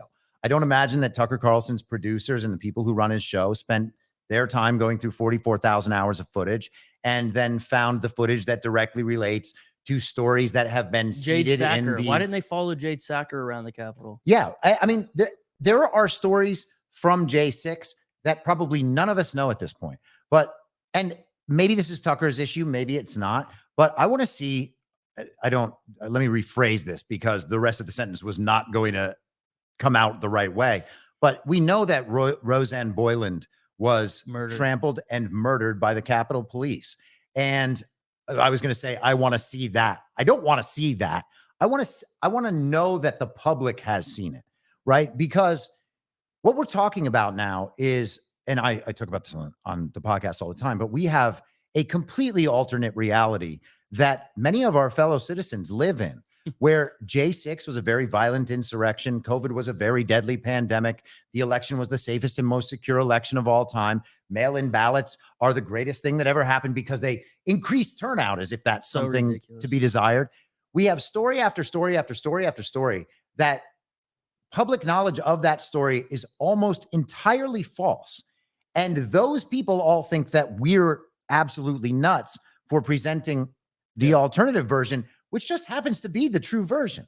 Like, this stuff really is on Hunter's computer. Oh, it's totally. There's no getting away from it. They've not found one forged thing. So again, and this goes back to what the lies that Jack Maxey was spreading about me and my group is in the Western world, in our system, not just the legal system, but our moral system, it's incumbent upon the person making the accusation to provide evidence. Correct? Yeah. If I accuse you of some, and by the way, some of that evidence might be text messages or audio or a firsthand witness, right?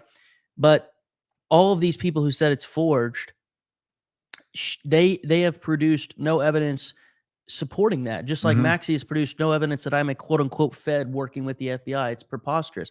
So we've made allegations about Hunter, right? That he violated the Foreign Agent Registration Act, that he committed sex trafficking offenses, that he was engaged in money laundering, that he dealt in crack cocaine. All these things, though, have pictures and text messages and other documented proofs that support what we say. If you are going to make an allegation against somebody, you should start off by sharing everything. And that goes back to what you were saying about the Twitter files. Schellenberger, I'm just very skeptical of how the people were selected to go through this data. I'm as well. Schellenberger has no experience with the Bidens. He was reaching out to Miranda Devine and Peter Schweizer like crazy because he didn't know the story. Yeah. So where is Musk getting the name of the people? Why is he picking these particular people? Because the Biden laptop Twitter file was like at 61%. I'm not saying it was all complete BS. I'm saying it was the incomplete story.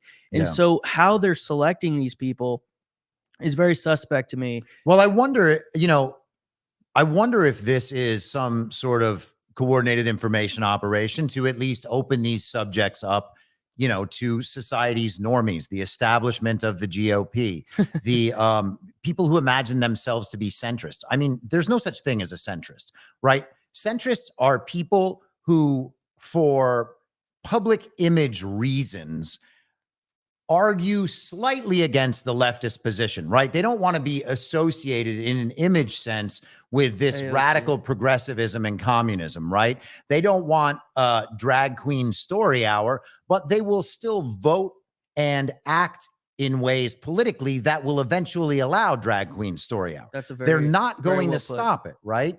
So they don't want to be associated with the leftist stuff, but they're certainly not on the right. So they're like, well, I'm a centrist. How are you a centrist? Well, I think that fewer people should be chopping their children's genitals off. Oh, that's how you're centrist. I see. Yeah. So we can There's no foundation. We can walk down the road. You just don't want to walk all the way down the road. And we're saying, hey, you're on the wrong path completely. Like there are only these two things, and we need to keep them separate. We have all these people just continuing to push that one thing, imagining that there's something else as we just continue down this path to oblivion.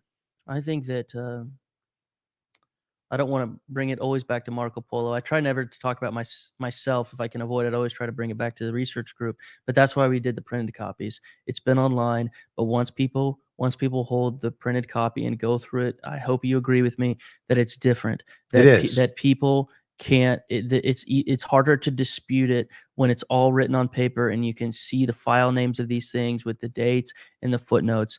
And so I'm of the Carl Schmitt political philosophy camp where I think there's always going to be friends and enemies. I never predict a time when we'll all be getting along and we'll all be going in one direction. The country's going in many directions all at the same time, as Pat Buchanan said. But so I always believe in the friend-enemy distinction. But I do believe that you can bring former enemies into your friend camp. Hopefully this report does that in a very, very small scale. At the end of the second printing, there'll only be 5,000 copies out in a country of 330 million. So that's small. But maybe we print more, and I'm trying to go to every state this year to talk about this thing. I've gone to 3 so far, so I got 47 more. But or as Obama said, 53 more. But I think it's a worthy cause because, again, Chris, it doesn't get higher than this. You have Xi Jinping, the general secretary of the CCP. You have the Ursula von der Leyen, the head of the ECB, the European. But other than that, Joe is at the top of the top in terms of world leaders. So I don't think there's a better use of Marco Polo's time than to uh, uh, dive into this. I'm looking at a comment right now. It said it's taking a while to get the report. It absolutely did. It took 7.5 weeks for most people to get their first copy because we first of all picked them up from the printers ourselves. I signed each and every copy. We packed them and took each and every copy to the post office. So it was a labor of love. And so I appreciate everybody's patience with this. With me, you never have to worry about things eventually getting done. I can't always assure that it'll be on the timeline that I first say so, but I have a very strong moral sense that if I say I'm going to do something, I will absolutely do it. So if we're late on the second printing, I apologize, but you will get it. In fact, some person who was mad at me via email in January had said, this is taking too long. What the hell? When they received it, they're like, I'm so grateful. I'm sorry I was mad at you. I know that you signed each copy. I've been reading this for the last 3 days. So people have never been disappointed after they've read it. They have been disappointed in our first delays, but that's just part of it. When you're a writer, some days I would get like 7 pages done, man, and some days I would get like 2 sentences. So I'm not as steady as I ought to be. I go in spurts. I definitely know the feeling as far as that's concerned. You want to get into the questions? Well, yeah, actually, more? let's finish out the family tree stuff because I want people to have an understanding of who these people are, right? And then we can get into some of the questions and some of the bigger narrative stories.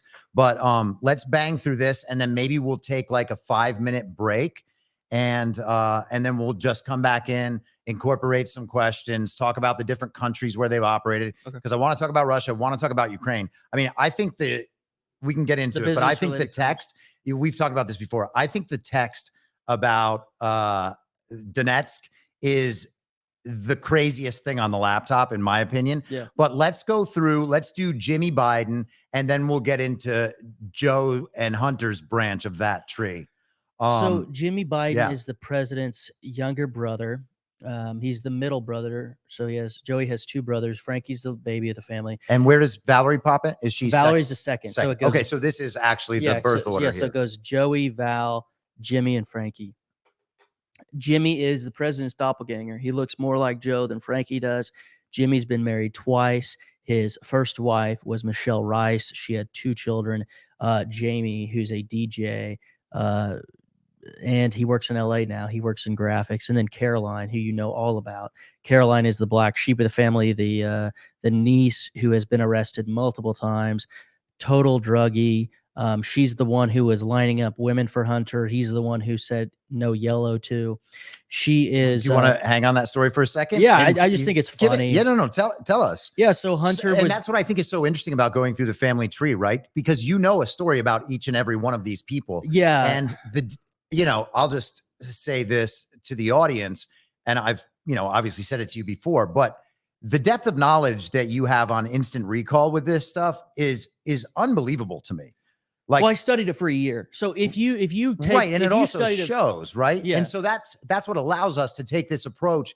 And we see Caroline Biden. You can just give me the story.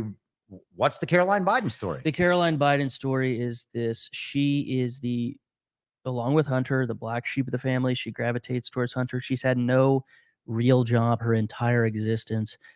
James Gillier and Tony Bobulinski were actually asked to try to get her a job in LA when the CEFC deal was going down. She's been arrested multiple times, hasn't spent a day in the clink, though, has always gotten a pretrial intervention or spent time in rehab. She's actually been to Karen multiple times, which is a rehab center in the United States. They have a center in Florida, center in Pennsylvania. I actually jokingly call it the Biden wing of Karen. So there's a Biden wing where like 6 of them have been to this rehab center. Caroline got arrested in New York City one time over a roommate dispute, and she kicked and punched the cop, the NYPD cop arresting her. And she's like, "You have no idea who you're doing this to." Do you remember the picture where she's in a bed sheet getting hauled into the ambulance? That's because she had like a nervous breakdown and was like screaming like a 3-year-old. That's in the report, isn't it? That is in the report. If you want to go to page. It'll be in the influence peddling section. Hold on. Sorry. No, you're all right. It is a hilarious photo. I'll find it. By the way, if any of you out there want to kind of follow along with this stuff, you can go to, I just usually use the shortcut, here's hunter.com. Yeah, here's Hunter. And you also have what? Biden.digital? Biden.digital, BidenLaptopMatters.com, BLM. I brought some BLM stickers for both of you. like 50 of them. They've been on every single airport bathroom wall that I've gone to. Where is this? If you search Caroline, are you on that's what I'm doing right now.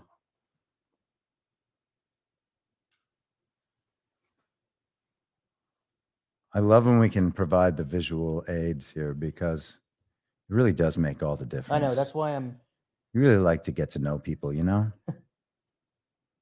But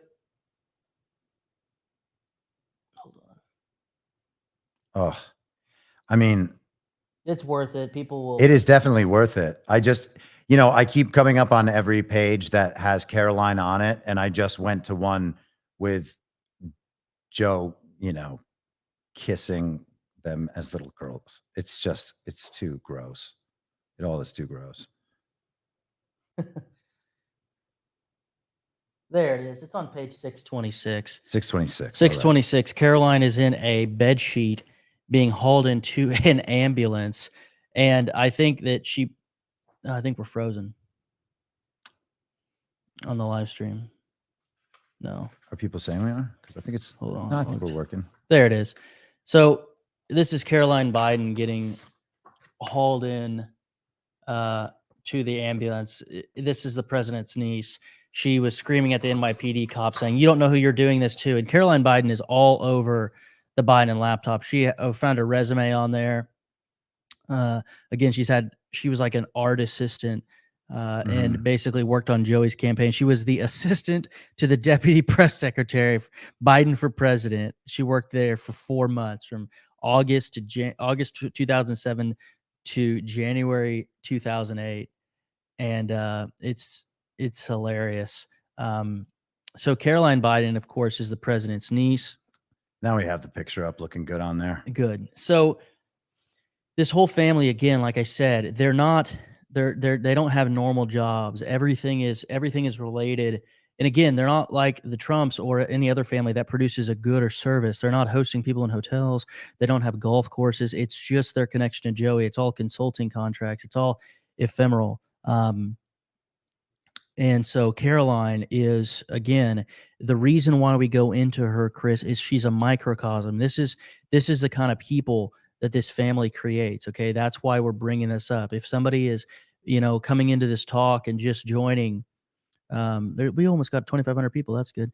If somebody's just coming into this talk, Caroline Biden is included for many reasons. Number one is she was very close to Hunter. Hunter's her favorite cousin. They tried to get Hunter. She tried to line up basically prostitutes or girlfriends for Hunter. Was sending him lists of girls. She's like, you don't want to go with Yasmina because she has an NBA ex-husband. Like, it was just she basically proffering up her friends for her first cousin's sexual delights. She's also the one who said she had a quote designer vagina. She spent $35,000 because she's not going to have kids. This is the one friend of mine called the Gucci Poochie. But this is, again, we put a meme in here of labiaplasty. Again, she's bragging about this to her male first cousin. So I think it's extraordinarily weird, extraordinarily degenerate. That's Jimmy, and Jimmy has another son with Sarah Biden. So Jimmy and Michelle get divorced in the 90s, and then Jimmy marries a staffer on the Hill named Sarah Catherine Jones. And if you go, Sarah is very smart. Sarah's probably got 15 to 20 IQ points on her husband. Jimmy's, again, dumb. Frankie is the dumbest, of course, but Jimmy's like on the next rung up. And Sarah is the one who is coordinating a lot of the FARA violations. She's still a registered member of the Maryland bar. It's fascinating that she still has her bar license. Sarah Biden needs to lose that bar license, and she's going to be the quote-unquote mystery Biden that's going to be named in these payments. Yeah, that's what's being talked about right now. Sarah Biden is on multiple. So if anybody's looking through this report for the first time, you're like, well, I want to get a comprehensive view of all these crimes. What's Garrett talking about? I don't want to see all these vignettes. Well, I agree with you. We didn't want to do that, and that's why we put all the crimes for each subsection. So starting on page 51, there's the business-related crimes.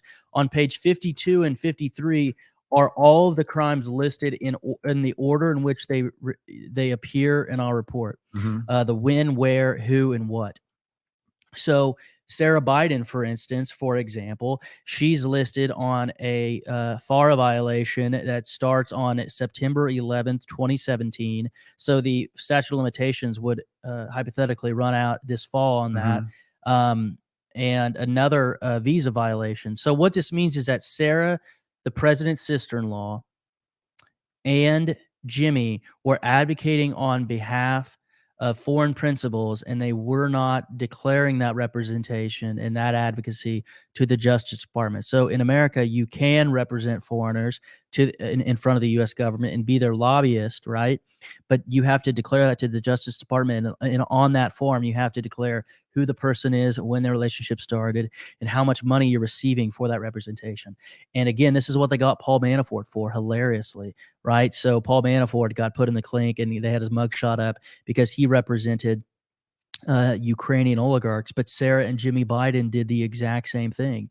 So we lay that out. We lay out the actual statutes. So again, this is not it's not just the District of Columbia, Chris, and the District of New York, the Southern District of New York. They could bring charges in. I'm just looking at Sarah Biden here, the Eastern District of Pennsylvania, because that's where they lived at the time. And that's where they banked. So there's jurisdiction over these people there. And so assuming we just have one non-corrupt U.S. attorney, they have multiple venues where you could bring an action.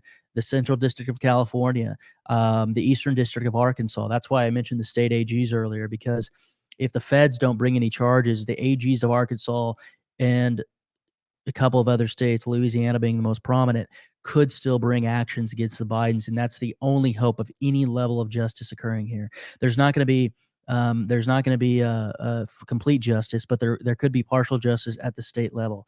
And so, if anybody's just tuning in, somebody said real history. That's my favorite comment so far. Real history. It is real history. I'm really honored by that. That's why I wrote the report. Because in 50 years, somebody can look back and see pages 52 and 53 and say, this was absolutely a crime family. So you've probably heard the number 459 yelled out.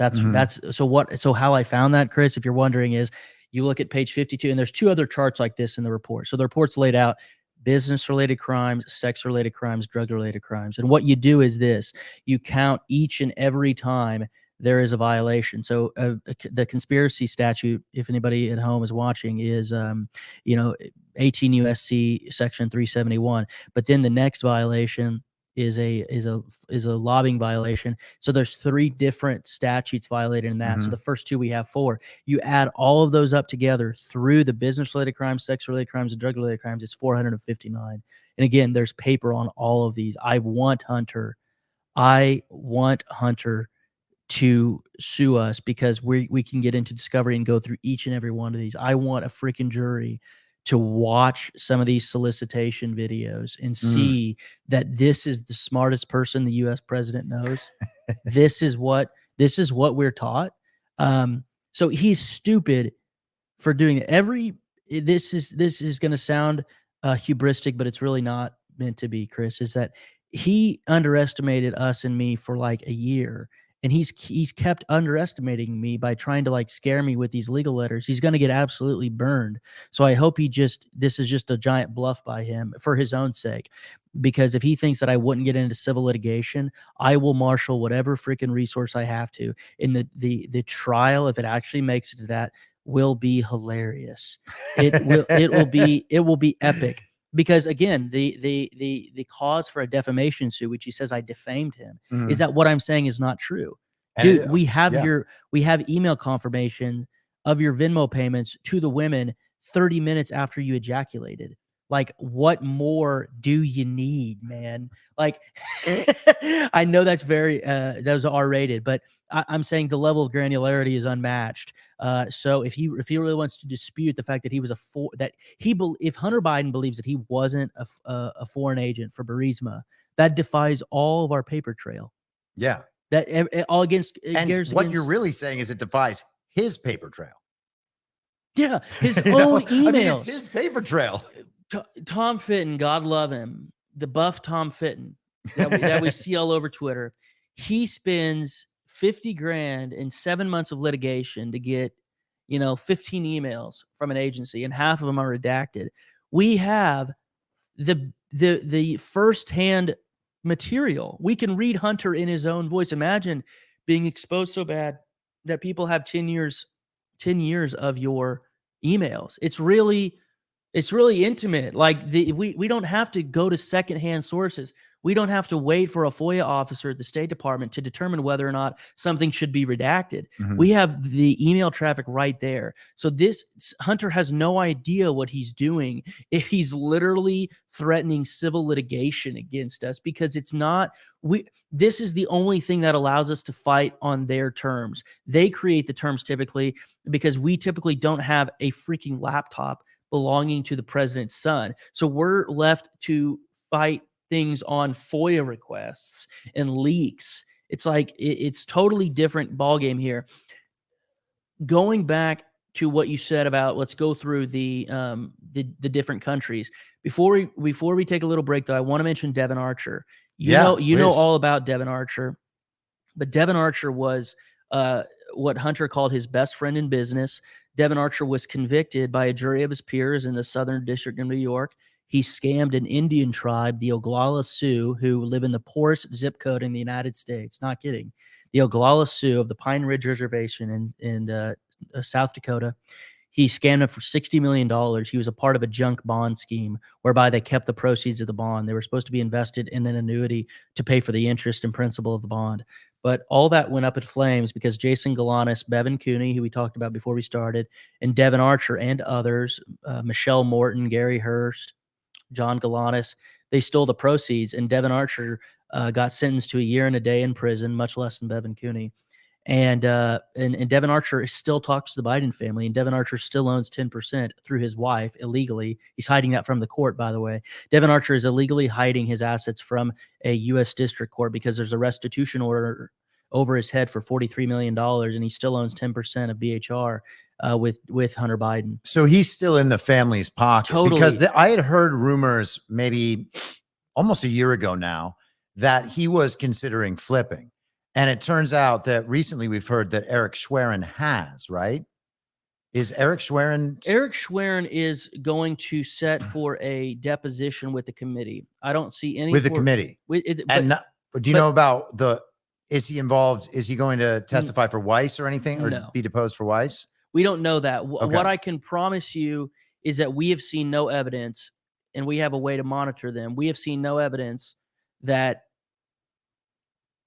Eric Schwerin or Devon Archer have flipped in any meaningful way. Okay. Producing some documents to a U.S. committee U.S. Congress committee is not flipping, and I'm not saying you said that, but I'm saying some of these commenters like Kyle Becker pisses me off sometimes because I tell him what the deal is and he still wants clicks. I'm like, dude, you're spreading BS. Like, just because he's like, business partner of Hunter Biden flips. I'm like, he's just answering a letter from a committee because he doesn't want to deal with it. And the information he's submitting is probably already in the report. Yep, it's probably already in the report. So I would be very skeptical of anybody flipping on the Bidens within their that anyone is going in the inner circle. Yeah, in the inner circle.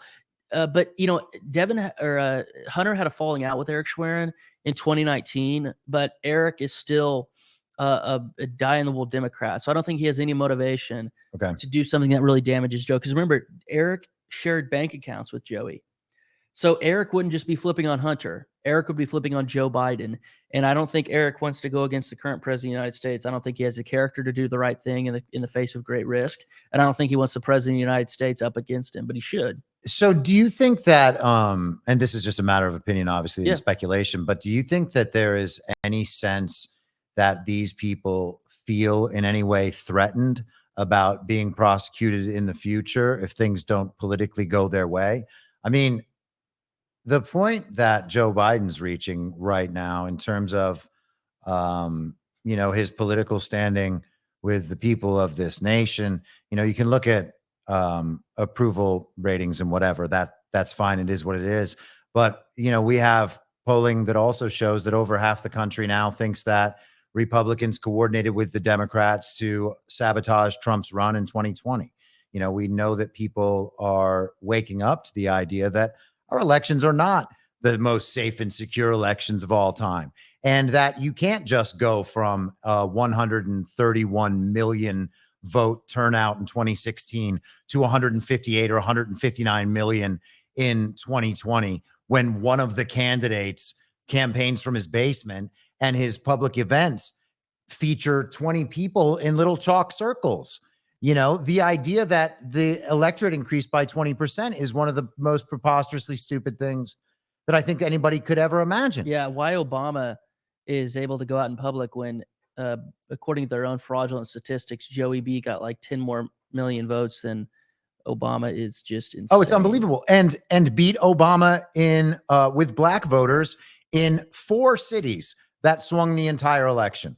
And it's all just real. 81 million real legal American votes. I mean, it's clownishly stupid. And we have to pretend that we're the ones making this outlandish claim that the elections are stolen. They are obviously stolen. I mean, anybody that thinks that Joe Biden got 81 million real legal American votes needs their head examined. Well, and there's also there's no evidence that that's true other than the television said it. Yeah. And, you know, Jimmy Carter's group, right. The Carter Baker Commission you're talking about. They know, they put out that mail-in votes are wrought with fraud. So everything that we're saying here has been put in bipartisan reports, and it's been said by Democrats.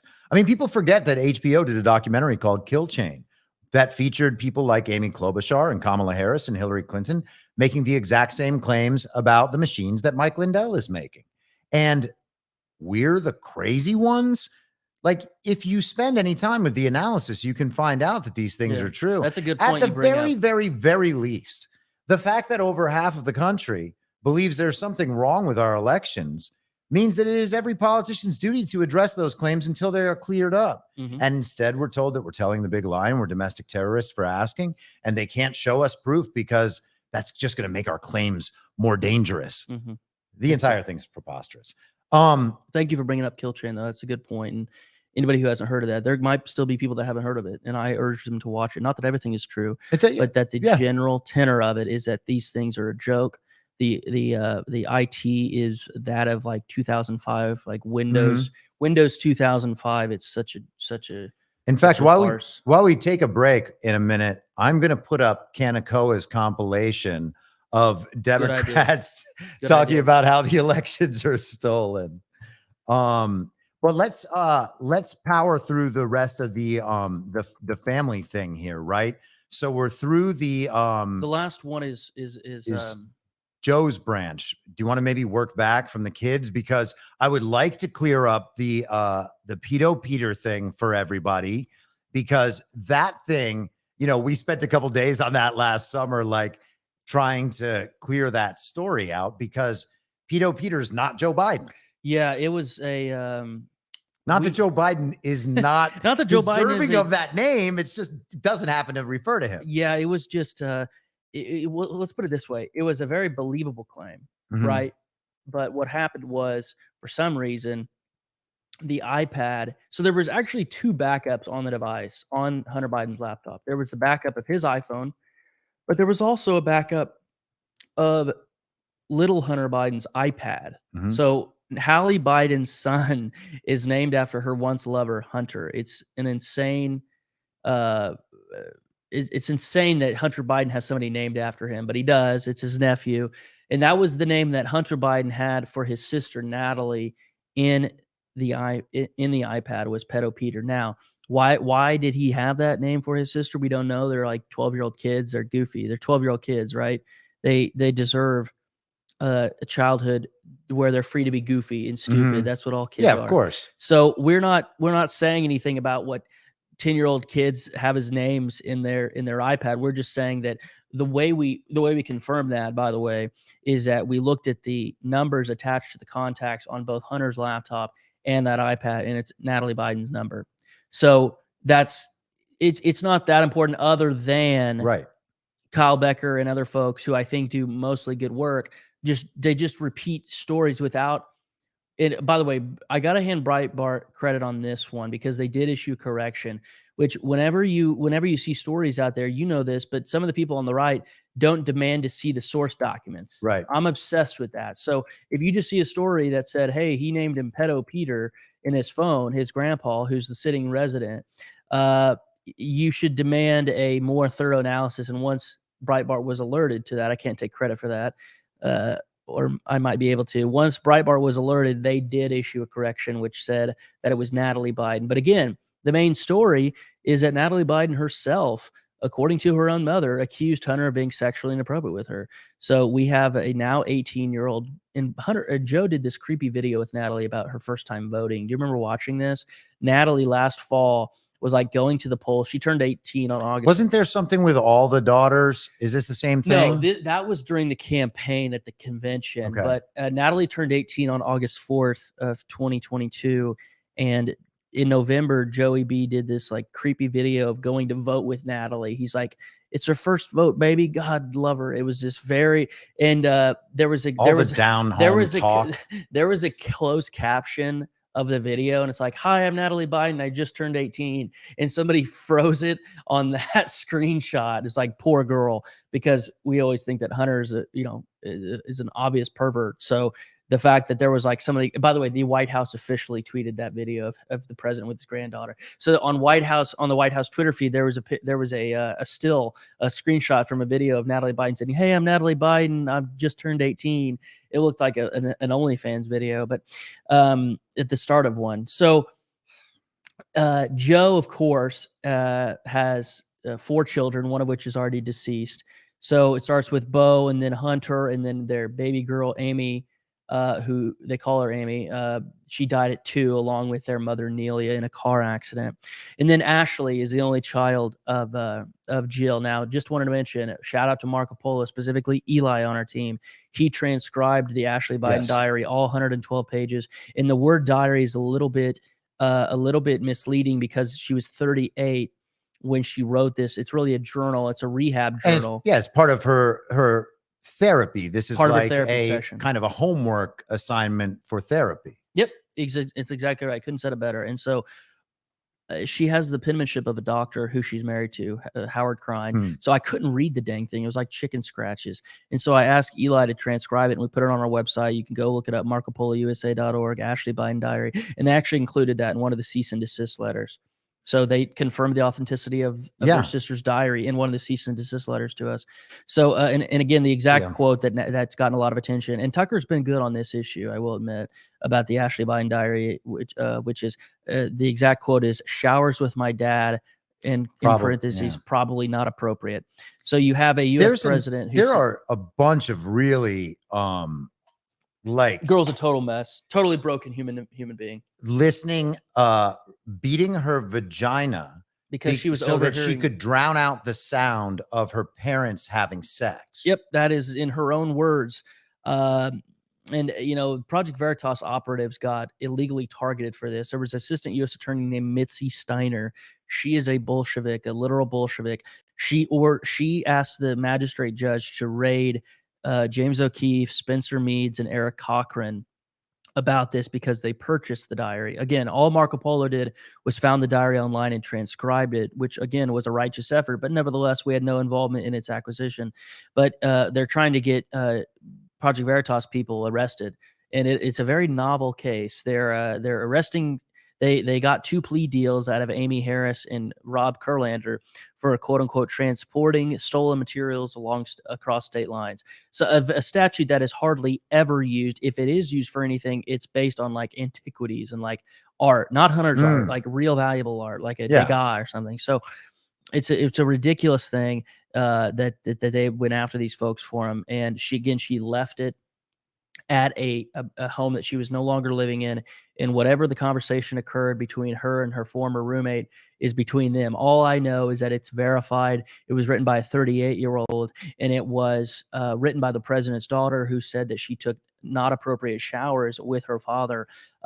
People, I've struggled with the fallout of being sexually abused. People who write about this stuff, it really cuts deep to the core. So I find it hard to believe that Joey would just do that. If she is writing about these things at 38 years old, it really had to have made an effect on her. In fact, Marco Polo was, I won't call it litigation, but Marco Polo was actually in a legal battle with the state of Pennsylvania trying to get Leon records because there's a certain name that she mentions in the diary. She's like, I remember not liking the Wolzak house.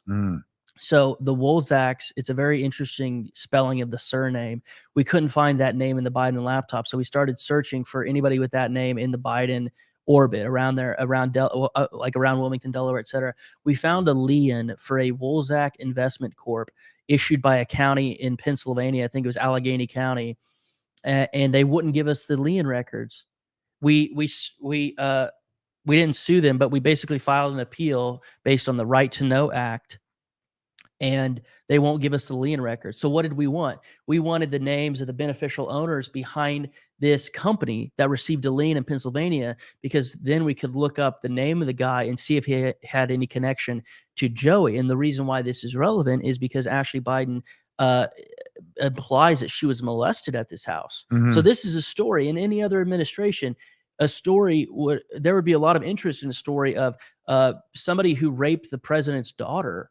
That would be interesting to people. But apparently not. Apparently we can't get that information from the state of Pennsylvania. We're trying to find somebody on the inside who wants to be a patriot and get us that information, because that's how we got those 5 stars. Remember, it's just a hobnob collection of guys that form Marco Polo. We were approached by a U.S. banking executive with 5 stars in October of 2021. You remember going through those with me.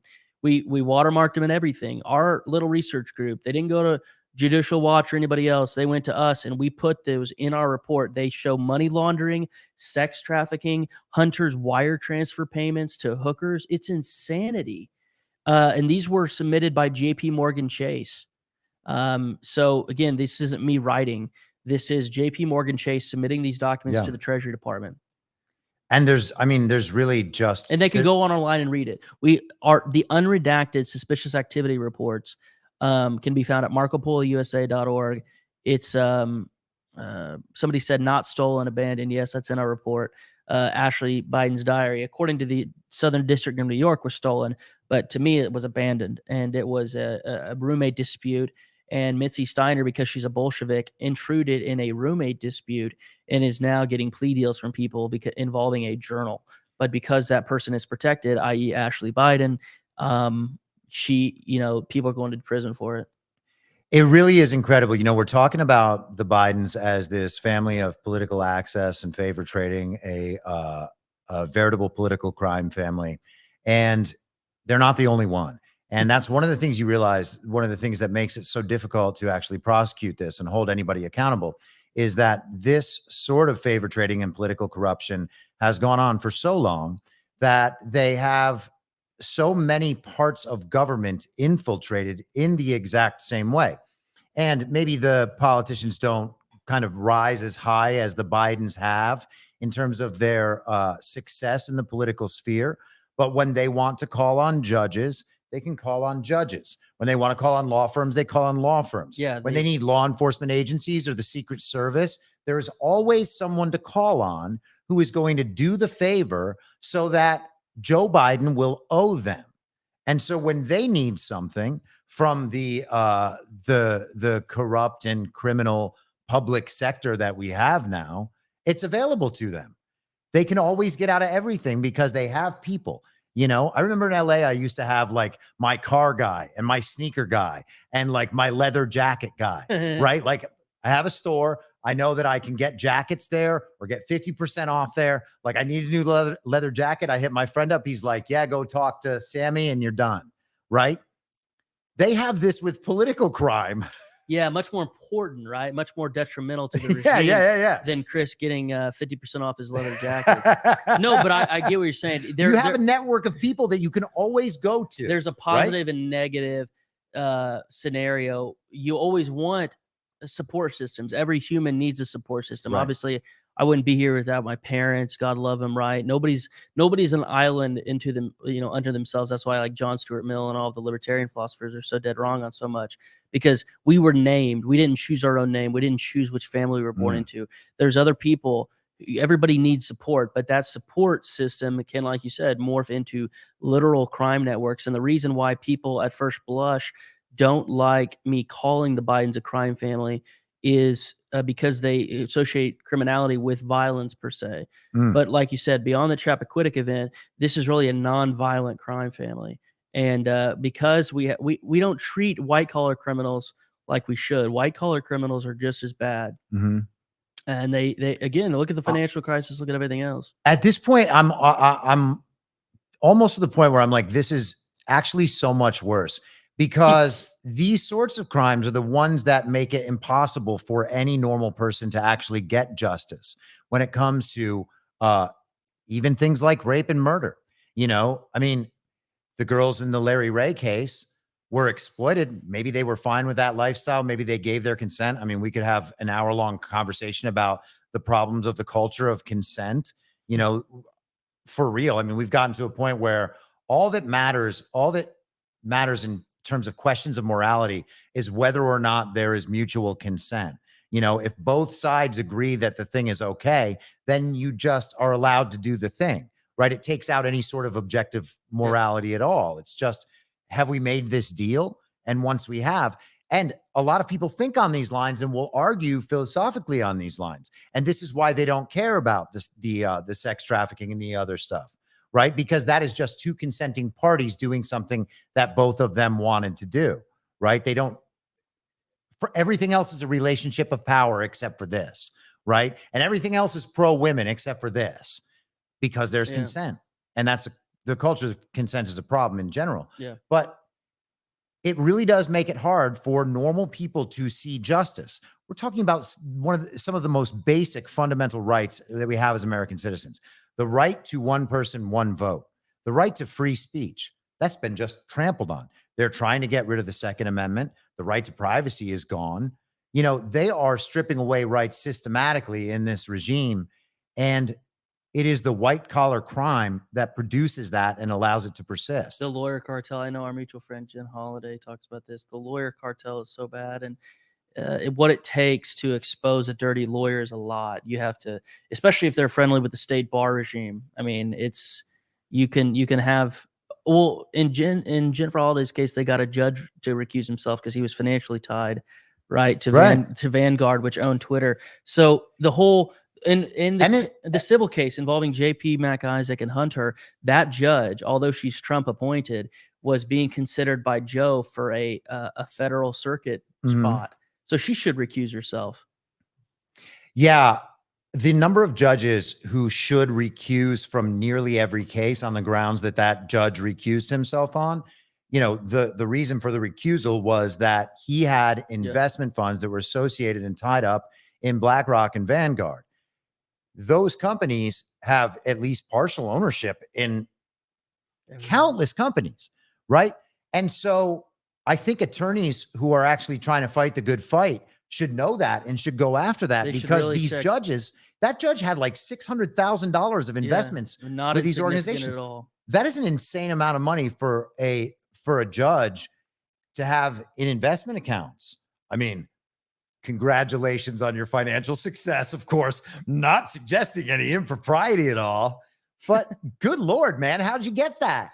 Yeah, he and again, was this a district court judge or was this a local California Superior Court? I think it was a U.S. district court judge. But everybody who's watching now, you can go online at courtlistener.com and look up the financial disclosures for U.S. judges. Okay, so let's do this. I'm going to put on this Kaneko video. Yes. We'll take 5 minutes, refresh our drinks, and then we will come back. I do want to finish a couple more family tree things, and then we can get into like a bunch of the questions and the Rumble rants. And then if we still have time, we'll get into Russia and Ukraine and China. Okay. Yeah? Yeah, absolutely. All right, guys. So that's what we're going to do.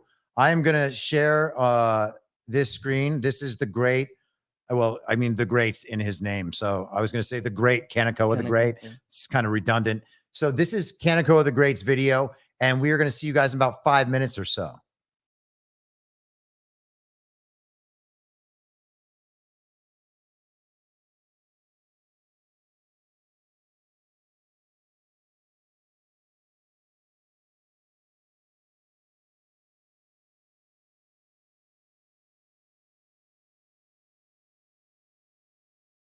can have the election stolen from you. How can you win with Russian interference, though? That's what real I'm thing. scared about in 2020. But rightly. Because I think he's an illegitimate president that didn't really win. So how do you fight against that in 2020? You are absolutely right. He's an illegitimate president in my mind. Would you be my vice presidential candidate? Folks, look, I absolutely agree. Trump didn't actually win the election in 2016. He lost the election, and he was put into office because the Russians interfered. Trump knows he's an illegitimate president. The president-elect, although legally elected, is not legitimate. I don't see this president-elect as a legitimate president. You said you believe that Russia's interference altered the outcome of the election. I do. We have a president who, if in fact it is proven, has been assisted by the Russians and may in fact not be a legitimate president. The one thing that Trump is fearful of when it comes to his being president is that finally we will see how illegitimate his victory actually was. I have an objection. I object to the 15 votes from the state of North Carolina. I object because people are horrified. He's an illegitimate president. Do you believe Trump is a legitimate president? What I believe is that there's no question that the outcome of this election was affected by the Russian interference. There absolutely is a cloud of illegitimacy. So that legitimacy is in question, yes. So that was a very tainted election.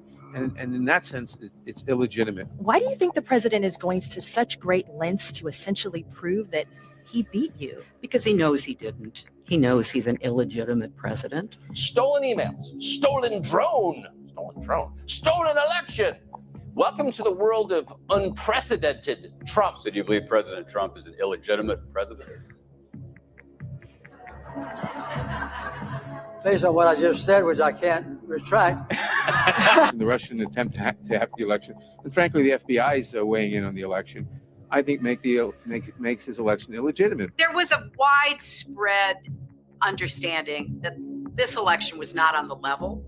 We still don't know what really happened, Isaac. I mean, there's just a lot that I think will be revealed, history will discover, but you don't win by 3 million votes and have all this other shenanigan stuff going on and not come away with an idea like, whoa, something's not right here. The outcome of the election was affected by their interference. And now we need to know, to what degree, if any, the Trump campaign was actually in collusion with Russia. He knows he's an illegitimate president. So of course he's obsessed with me. And I believe that it's a guilty conscience. We actually won the last presidential election, folks. They stole the last presidential election. And Al Gore won that election. I think he won it anyway. Actually, I think I carried Florida. Bush versus Gore.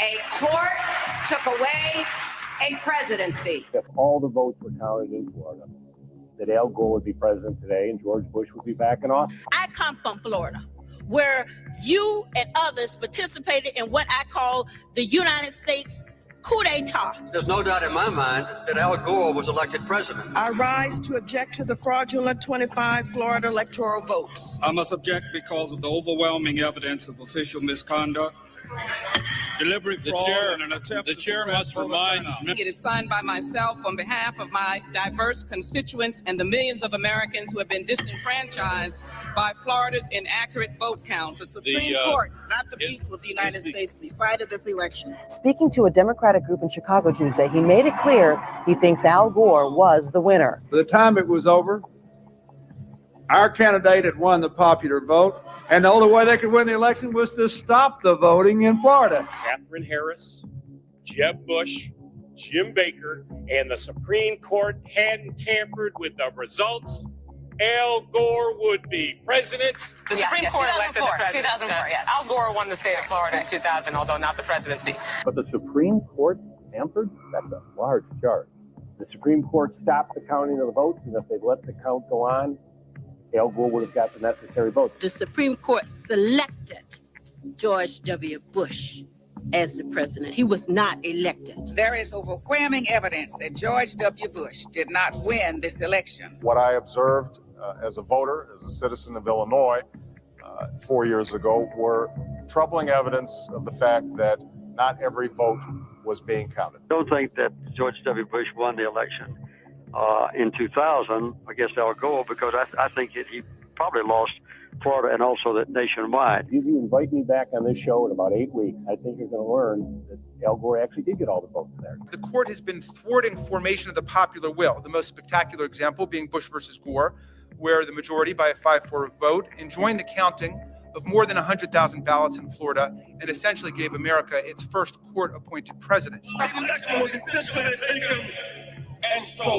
think in 2000, everybody thought, well, he did win the election, Al Gore. After the election, when you stole the election, you came back here and said, get over it. No, we're not going to get over it. You know it, I know it, they know it.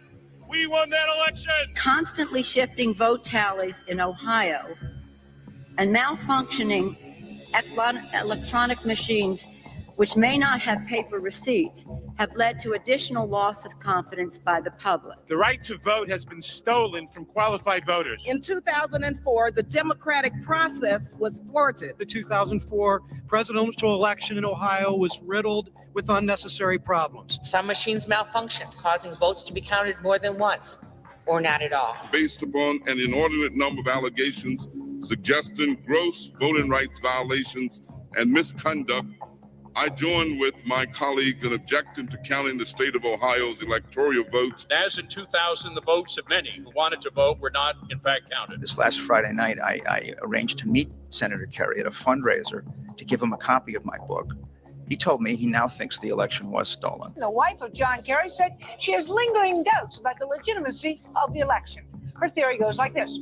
Two brothers, she calls hard right Republicans, own 80% of voting machines in the U.S. Therefore, it would be easy to hack into the mother machines that control the electronic voting. There were numerous irregularities in Ohio, including large percentages of rejections of provisional balloting, problems with voting machines. As we look at our election system, I think it's fair to say that there are many legitimate questions about its accuracy, about its integrity. There are still legitimate concerns over the integrity of our elections. I agree with tens of millions of Americans who are very worried that when they cast the ballot on an electronic voting machine, that there is no paper trail to record that vote. The numerous irregularities that occurred with the electronic voting machines in Ohio on November the 2nd of last year point to an unresolved national crisis. We cannot declare that the election of November 2nd, 2004 was free and clear and transparent and real. There must be independent testing of the voting machines used in Ohio. I'm not confident that the election in Ohio was fairly decided. We know that there was substantial voter suppression and the machines were not reliable. The members of Congress who have brought this challenge are speaking up for their aggrieved constituents, many of whom may have been disenfranchised in this process. Treating today's electoral vote count in Congress as a meaningless ritual would be an insult to our democracy unless we registered our own protest against the obviously flawed voting process that took place in so many of our states. Voters who wish to cast a vote for president or vice president can't approach the polls with certainty that their vote will be counted. One of the most significant problems in Ohio and in many other states was the lack of measures to ensure the integrity of electronic voting machines. In 2004, they caused Democratic voters in Ohio to wait for 8 hours before they could cast their ballot. They turned the Department of Civil Rights of the Justice Department into the voter suppression division with voter ID laws, voter purging, voter caging, voter intimidation. There aren't going to be any more election stealing. And despite the final tally and the inauguration and the situation we find ourselves in, I do have one very affirmative statement to make. We won.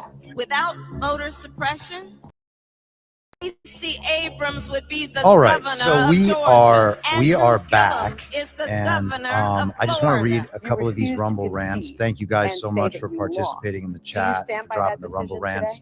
Kara Willow says, thank you for addressing this Jack Maxey thing. I'm praying that your 501c3 is pristinely registered. It's clear. I think that Stacey It Abrams' is. election is being Yeah, stolen. I had no doubt about It was that. not a free and fair You got election. to kind Brian of, Kemp you're stole the a gubernatorial daughter of eyes election and from crosser of Georgians T's, and if Stacey I've ever met Abrams. you. But will I To say the that this superlative. election was not Yeah. tainted? So, Was not a yeah, our disinvestment EIN and a for anybody who wants to look disenfranchisement it up of is thousands of voters? 61 I will not say that. 1999941, and you There can you go go. on the IRS website. And again, when these case agents look up our file because they receive a letter from the president's son to go after us, when they open up our file, they're going to be underwhelmed at our budget. It's going to be hilarious when these goobers in the tax exempt organization division look through our stuff. It really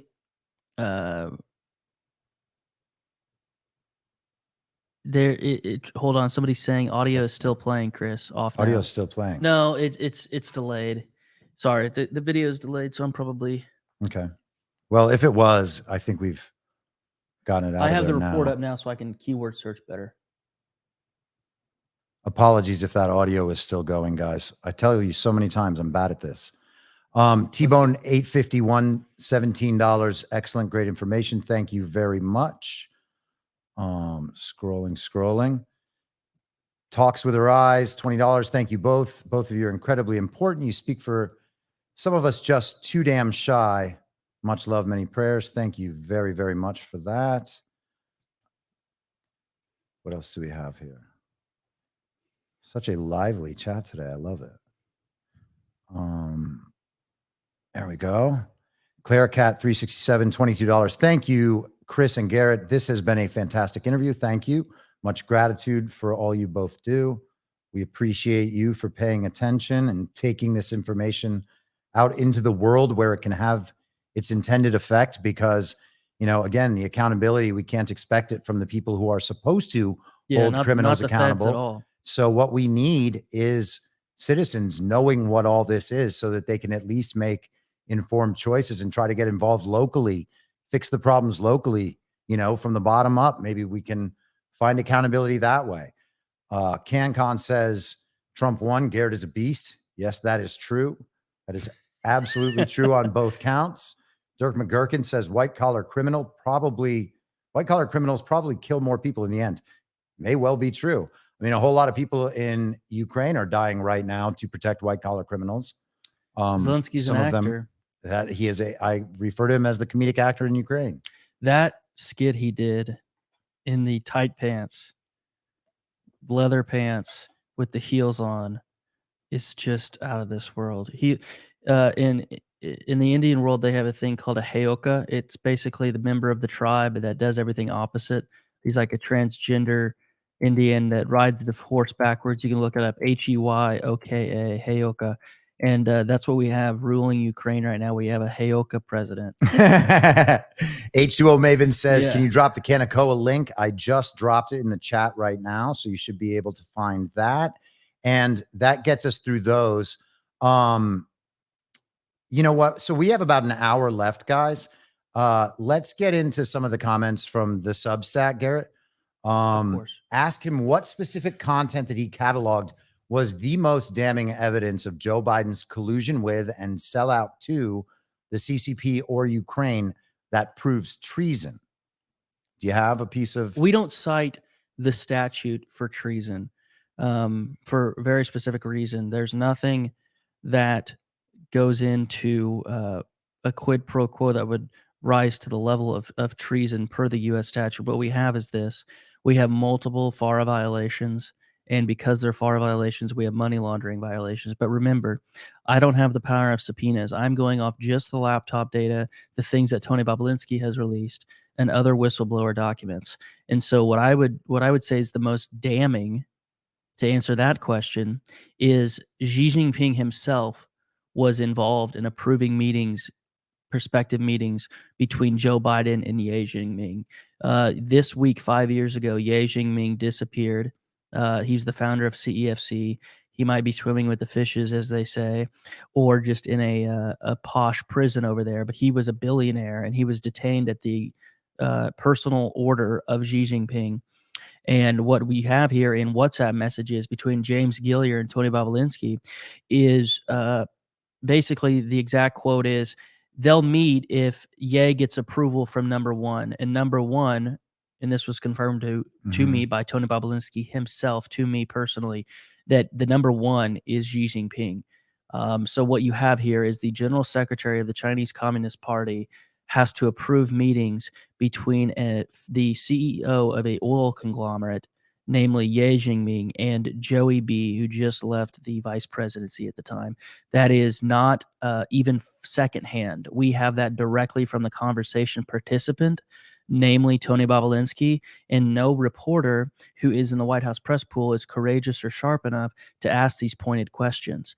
Joe says that I have nothing to do with my son's overseas business dealings. If that is true, then why was Tony Bobolinsky meeting with Joey in the lobby of the Beverly Hilton Hotel on May 2nd, 2017? They met for more than an hour talking about the Chi-Com business at length. So I find it very very insane that we have all of this paper trail. By the way, our group also, beyond the iMessages and text messages and emails, we transcribed every single WhatsApp message that Tony Bobolinsky released, over 700 of them. Eli on my team did that. They're on our website for free. So it's really just a public repository of information. We're doing what WikiLeaks ought to be doing.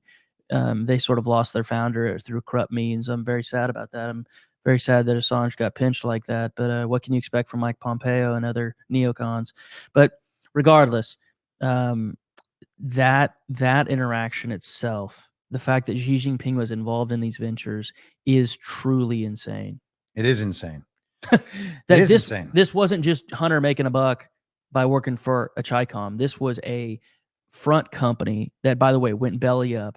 After Ye Jingming was arrested in March of 2018, they didn't operate anymore. They went bankrupt. Why is that? That means the entire company was a sham to begin with. Just because your CEO gets arrested doesn't mean you go bankrupt. You might have a period of chaos for a time internally, but just because like Walmart loses its CEO doesn't mean that Walmart goes bankrupt. That means it was a total Trojan horse to begin with. CEFC was literally the private sector arm of the CCP spreading the Belt and Road Initiative. It was Ye Jingming going to all these foreign countries, signing all these deals. It's just insane. Let's talk about the Belt and Road aspect for a second, just briefly, just so people know what this is, right? This is basically, the idea is that China or some other nation, I mean, the United States kind of has its own version of this and has historically had its own version of this, but what they do is, they build up infrastructure in other countries to essentially co-opt those countries, right? To make them in some way subsidiaries. They build up the infrastructure so that resources can be extracted from those countries and then shipped back to the homeland. And they bring in global regime affiliated businesses to operate in these countries based on this new infrastructure they're built. And it is presented to the world as if they're doing all of these impoverished nations a favor by building up their infrastructure, when what they're really doing is making it possible to extract the resources of that nation. That nation operating as a sovereign nation would be able to exploit those resources for their own benefit and their good of their people. And instead, one of these, bigger nations comes in and CEFC-like entities. Yeah. And so Joe and Hunter, Hunter as Joe's proxy, is aiding the Chinese Communist Party's ability to colonize other nations, essentially. Yes. And that's basically what we're talking about. That's what so they Dave, did. Thank you for that question. Did you want to say something else about that? The only thing I'll say is that Patrick Ho was involved. That's who Hunter called the effing spy chief of China. He wasn't the spy chief. He was a spy. Right. We have proof of that because we have his call transcripts from the MCC, the Metropolitan Correction Center in downtown Manhattan. So he was a spy, but he was just bragging to his hooker friend there, Zoe Keston, who goes by the social media name Weed Slut 420. He was talking to her on May 24th, 2018. And he said, I have another New York Times reporter calling me about my representation of literally the spy chief of China. And that was Patrick Ho. reason why I mentioned Patrick Ho is because it was Ye Jingming running the business, but Patrick Ho was running their quote unquote NGO, and Patrick Ho bribed 2 UN officials, and that's why he got put in the pen for 3 years. Let me clear this up from the Rumble chat. We just got a Rumble rant where the pics in G News of Hunter and a very young 6 to 8 year old girl real. I've been upset by them since I saw them. Thank you for your hard work, guys. I totally get why those pictures are upsetting, but the answer is no. No, that came from Miles Guo's Chaos Operatives. Now, 2 things can be true. Number one, I think that the feds are going after Miles Guo as a payback for exposing Hunter. But I also think Miles Guo is very corrupt to begin with. And what happened is G News did a lot of harm because along with the real stuff they took from the laptop, they also made up a lot of lies, which is that Lady Gaga was on the laptop, that Malia Obama was on the laptop, that Hunter was having sex with 6 to 8 year old girls. That's not on the laptop we have. I'm not saying that Hunter Biden is incapable of those things. I'm simply saying that if he did, it's on a different device. Yeah. So again, and they also said that Hunter was having sex with Malia Obama. We know that that person was absolutely not Malia Obama. In fact, she still lives in LA. Yeah, you're right. Nikki Laddie or something. Straughter. Yeah, Straughter's her last name. She ran track at UNLV. Of course, we've reached out to her. She was enlisted in SARS, suspicious activity reports, because Hunter's firm paid her $45,000. She was basically his assistant and hooker at the same time. Wow. She actually received documents pertaining to. So you're saying he created 2 jobs? Hunter at one time was sleeping with like 4 different women who were employed by him. Unbelievable. Hallie Biden, Liz Secundy, Nikki Straughter. And Liz Secundy is the sister of Hallie Biden. You know Liz Secundy very well because I talk about her. She's one of the most pathetic figures along with Frankie Biden. And Hunter's exploitation of those 2 sisters is pretty incredible. I tagged their father on Twitter. Ron Olivier. Ron Olivier. Because by the way, he still protects the family. Leisha just asked, is Garrett worth following and supporting? I want you to answer that, Chris. Garrett is one of the most worthy people I've known of you your for 2 years. You know how Chris and I met? We had a mutual interest in the ghost author for Hunter Biden's semi-fictional memoir. Yeah. I mean, maybe it's worth just taking 30 seconds on this, but people have to understand that political books are not like these political figures just getting the sense that they really need to write a book, right? There's a big upfront payment from the publishing house, and then the book sales never actually get anywhere close to justifying that upfront payment. And so what you have is this big payment ostensibly for this product that they're going to produce, and then the publisher is going to take this product out into the world and make money on it. And that just never happens. So all it ends up being is a payment. And let's just we might as well, now that we've brought it up, present the glory that is Drew Jubera.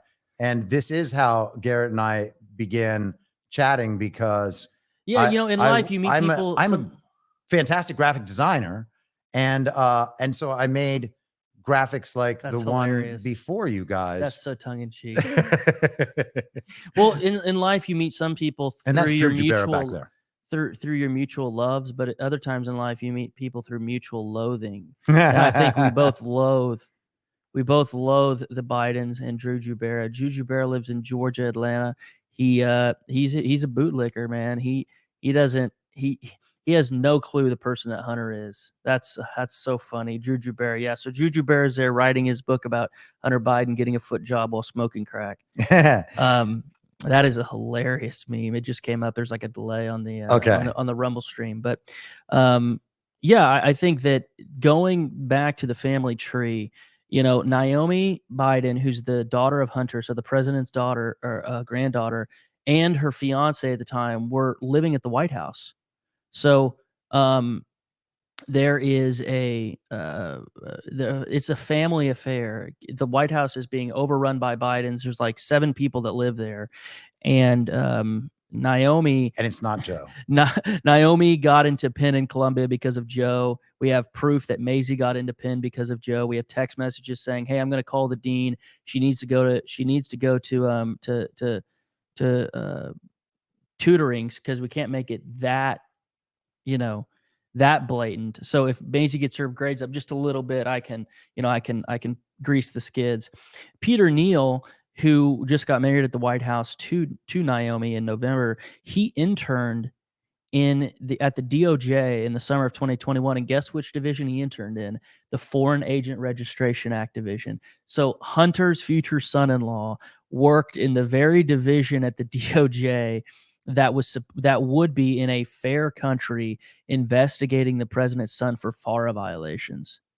But in our country, he has that job to make sure that his actual job doesn't get done. Yeah. So, by the way, this is the girl that people believe is Malia Obama, and it is not. That was Hunter's assistant. And why do we know this? Because we have text messages. And that is Juju Berra hiding back there. Yeah, Juju Berra is there writing the memoir, watching Hunter have sex. By the way, we didn't film Hunter doing this. He did this to himself. This isn't like somebody had a hidden camera, right? Like spy IRL that Jen always talks about. This isn't, how do I get this hard copy report? You want to post the link? I can send you the link real quick for the people. Yeah, sure. You can post that in the chat, but sorry, go on. I'm going to find this. Yeah. So I'm going to go through a couple more of these Substack comments. So William said, I would like to know what his most memorable experience or consequence concerning the laptop. If possible, his most memorable moment with POTUS. Wishing you well with the interview. Thank you, William. Most memorable moment with POTUS. Oh, by far the last one. The last interaction, January 18th, 2021. We were in the Oval Office. We were in there for about an hour talking about election fraud, and all I remember is that the president's own attorneys and his son-in-law didn't believe what we believed, which is that there was fraud sufficient to change the outcome. Mm-hmm. And I remember feeling so sad that he couldn't get lawyers who would support him. And it was really a case of bad staffing. To run a regime this large, you really have got to have like 10 chiefs of staff. It's so complex. The issues are so difficult. By definition, something that gets to the president's desk is very difficult, because if it weren't difficult, it should have been already solved and he shouldn't have to worry about it. So it's very sad that we didn't have lawyers we had lawyers like Pat Cipollone and Pat Philbin and these other zeros who have betrayed him in every single way. All those people that I just mentioned, they testified to the J6 committee and they believe the January 6 scams. It's such a travesty. So January 18th, obviously we talked a lot about election fraud. We talked a lot about, Peter's work. We were a very small office. We had a very low budget. We were clawed at from each and every way. The level of subversion is off the charts. There were so many people that tried to get Peter fired because they hate him and they hate his populist nationalism, that it's really astounding that he made it those 4 years. Right. Sean asked, was Garrett the staffer who let Flynn, Powell, and Byrne into the White House to speak with POTUS? You've addressed this a bunch of times. Yeah. If somebody hasn't heard, that's usually what people associate with me for. So what happened was, like I was just saying, the president was getting terrible advice from pretty much all of his in-house staffers besides Peter. There were people on the outside that would call the president all the time and just say, hey, this is a joke. Look at all of these irregularities we've come up. But that's in part why Peter wrote the report that I helped him put together, right? Us 4 staffers helped Peter. It was Peter's project, and we were the support staff, research assistants. It was basically a PhD program in key ways. But the staffing was so terrible that I knew that the president needed other people to offer him advice, and it wasn't getting done. And so what I did, because I was so close to Peter, I had waves privileges and a blue badge, which means I had West Wing access, right? You can go to the West. There's like 2 classes of people in the White House. There's people with a green badge and a blue badge. Blue badge people can go to the West Wing, could go to the Oval Office, etc. Well, I had one of those. And so what I did was I sent a URL to Flynn and Sydney and Patrick Byrne, and then they filled it out, and then they had to be waved in by the Secret Service. And I wasn't there, weirdly, when they went to go to the Oval. I had left at that point because they didn't get to the Oval till like 9:30, and I was at home by that time. I think I left at like 8:30. And so what happened was another colleague of mine, Patrick Weaver, who did the right thing, walked them over. And so I would do it again. I think the ideas that were expressed at that meeting on December 18th, 2020 were so different than what's been publicly reported. I've heard nobody say that they wanted to, quote, start martial law. What they were doing was basically wanting the National Guard to hand count paper ballots. And if anybody knows anything about the National Guard, it's not under the control of the federal government. It's under the control of the governors. And so it would be a Democrat governor authorizing this. So by definition, it's not martial law. So it's just ridiculous, the criticisms that come out of that meeting. But I think it was the right decision on my part. Obviously knew that there's been some false reporting out there by Patrick Berge and others. Like I compared him to that Full Metal Jacket private that lost his mind. But he said that I escorted them, walked them to the Oval. That's interesting because he just pulled that out of his ass because he wasn't on the White House complex that night and he doesn't know what happened. And martial law was not discussed based on everybody that I talked to afterwards and the president's own statements. So if you don't believe President Trump, then then you have bigger problems than just me. But I think I would do it again. And the reason why Mark Meadows took away my waves privileges afterwards is because he didn't want to have to deal with Sidney Powell. And he knew that I knew her. So it wasn't that I broke any law. Again, what I did was completely legal. You facilitated a meeting. Yes, I facilitated that both parties were happy to have. Again, nobody goes on the White House complex and wants to meet with the president and meets with the president unless he wants them to. He saw them in the West Wing and then called for them to come in the Oval Office. I did not make anything happen. I do not, nor does anyone else, nor should they have the power to bring somebody in the Oval. He's the president of the United States. He doesn't have to meet with anybody he doesn't want to. Yeah, and he's also not a controlled puppet president. Yeah, so Trump's going to make Trump decisions. Yeah, so I think that I would have done it again. What I did was completely legal. There's been so many, because people don't know how the visitor pass system works to the White House. Like there's this ridiculous Bolshevik woman on Twitter. She's a very potty-mouthed, foul-mouthed woman named Margaret Wheeler. It's like the empty wheel. Have you seen this shit lib on Twitter, the empty wheel? She's like, Ziegler let him in through a back door. It's like, you bitch, you don't even know how the conspiracy theorists. There's no back door to the White House, woman, you stupid hag. like you guys have no clue how this thing works. And remember, what advice Sydney and Flynn gave them on I was good advice, which is you need to hand count these ballots. They're not telling you the truth. Yeah. So okay. Yeah. Let's keep going. Other than the judicial system is corrupt, what are the legal barriers that are preventing the content of the laptop to be cause for taking legal action against the Bidens? I think we've kind of discussed this. There are no legal barriers. The only thing that we left out of our report was their genitalia. I've never posted the unredacted nipple of one of the Biden women, which is just insane that I'm even saying those words, that this family has their naked women on their laptop. But no, I've never posted genitalia. We also didn't post their social security numbers in full. But everything else we did. We posted everything. And again, nothing stopping anybody from making a claim to state level prosecutors. My only advice, and I know that you didn't ask me for advice per se, but you asked a question. My only advice would be our only hope is to go to the state level prosecutors. There's nothing stopping the AG from bringing these actions. It's just their own courage. RR writes, saw Garrett's live stream with Elle last night. That's Lauren. Earlier this week. Lauren Brown is very special. Yeah. Oh, she's a fantastic very good researcher. Oh, yeah, yes, dude. We're attracted to her work and we want to collaborate with her more. Excellent. And they were addressing a number of things around the laptop and new work being done by Marco Polo. He says Garrett seems fully invested in the laptop narrative that a laptop was left at a repair shop by an intoxicated progeny of a modern day Caligula. And he says, you've espoused this theory that I also had considered, that the laptop story seems far-fetched and therefore unlikely. It actually seems like a prepackaged intelligence product, intelligence of the type that Rudy was tasked with gathering from far-flung corners of the globe. Does Garrett actually know, or is anyone willing to say what exactly is the history of this laptop and the collection of compromise on the first family because he believes the official narrative is just too simplistic or maybe convenient. So a lot of people do have this doubt that Hunter would have actually There's the answer stumbled to down. his question. Yeah. It's every single thing he brought up was in the report. But sorry, go ahead.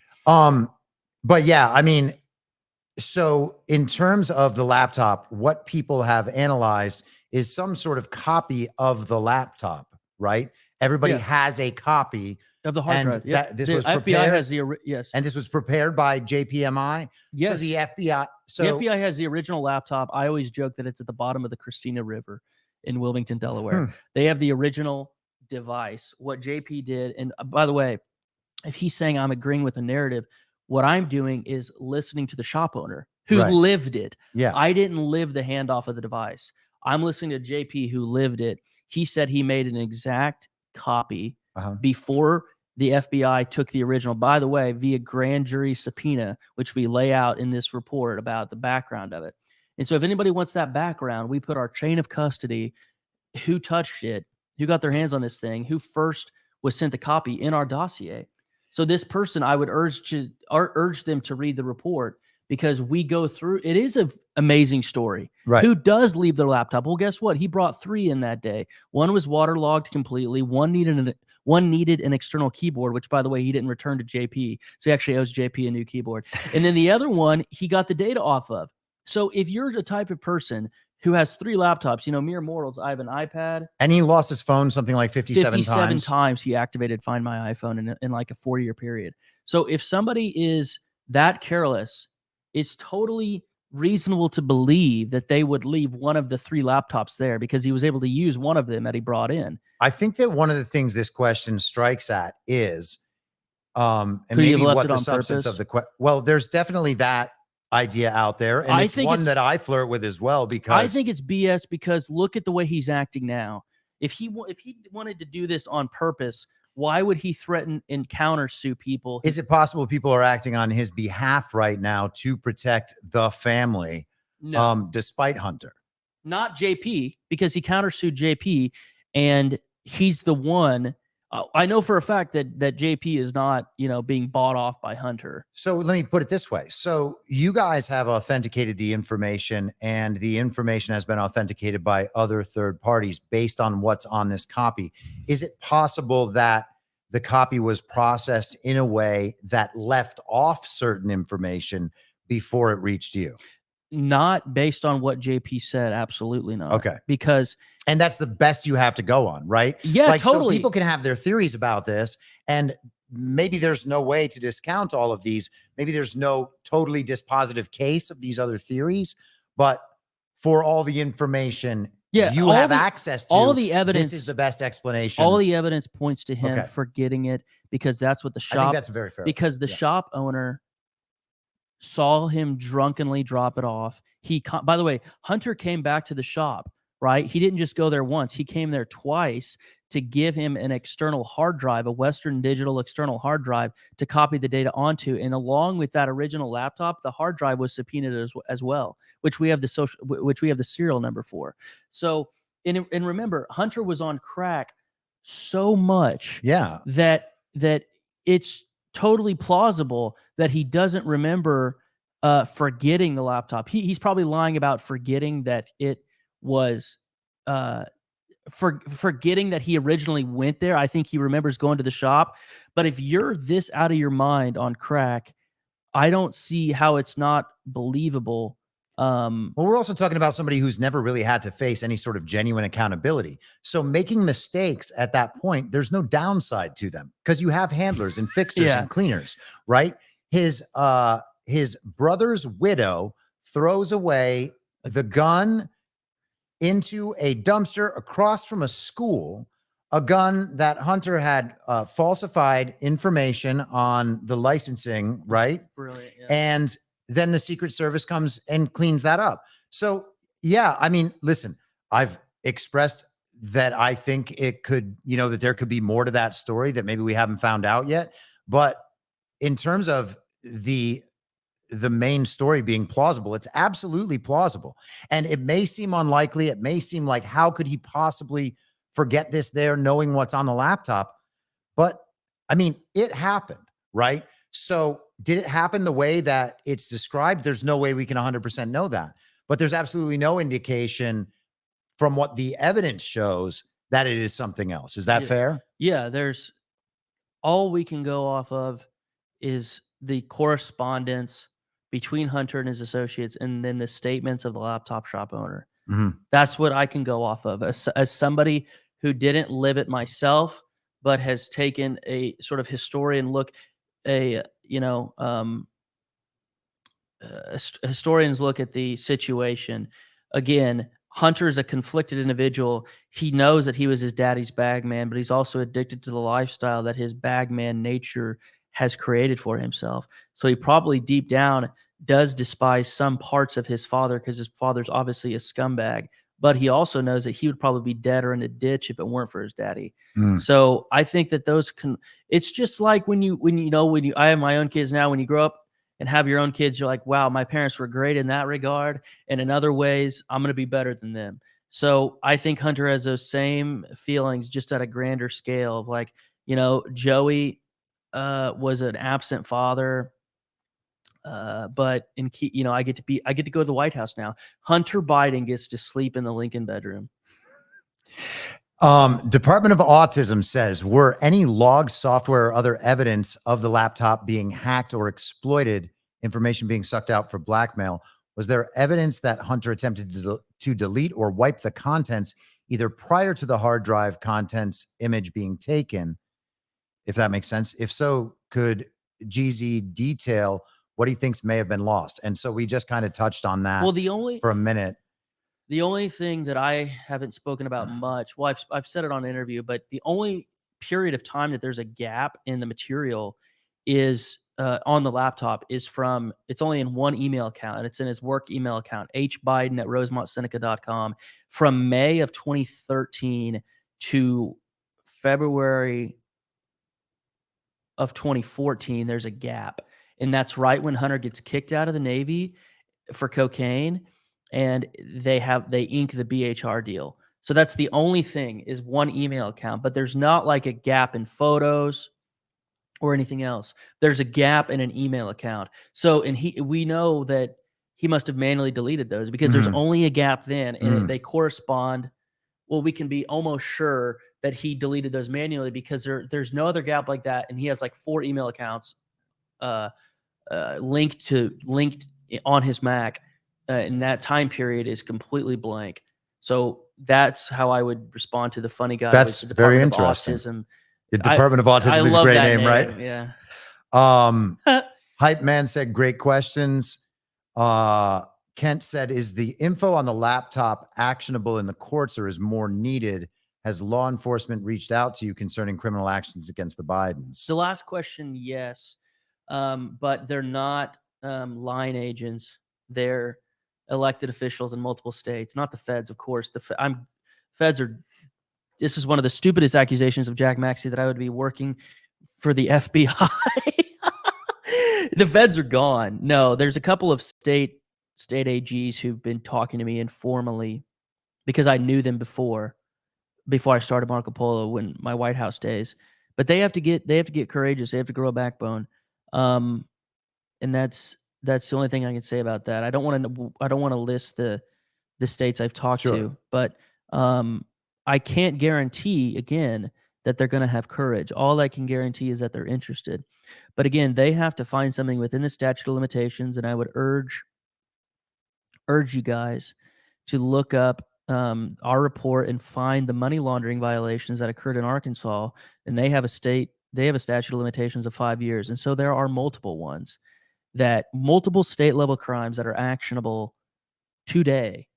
And again, our report is written for somebody to dig deeper. What do I mean by that? We don't have any delusions that somebody is going to enter our report in as a complaint in a legal filing. What we want to happen in a perfect world, this is what happens.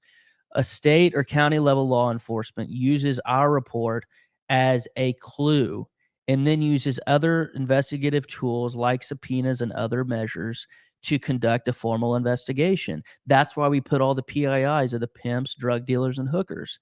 Hunter's drug dealer in Delaware, Eladio Otero, just pleaded guilty to crack dealing. And I reached out to the assistant U.S. attorney in the District of Delaware, Kevin Pierce, about it, and he won't even respond to me. I told him I have evidence of the president's son, Jack Maxey. He's what the fuck happened to Jack Maxey? Jack Maxey is just like a 57-year-old loser, like divorcee. He lives in Puerto Rico. To the degree that Jack Maxey talks about the Biden laptop, I'm all for it, man. Like, I care so little about that drama anymore. He's a total loser. But he just makes up lies about me. There's no evidence for anything he's brought forward that I'm a Fed. Are you kidding me? It's also a pointless competition because you're clearly doing the work. It's so silly. Yeah, tell me, like, get back to me when Jack has produced like even 5 pages of analysis. It's such a joke. So the only thing I would say is this: if anybody's listening at home wants to get involved, read the report and think about the state level crimes that, again, are not pardonable by Joe, and to think about what the statute of limitations are in those crimes. Nothing's stopping you. Randy says, I don't think I've seen this one in the comments. Was the release of the report coordinated with any intelligence or law enforcement agency?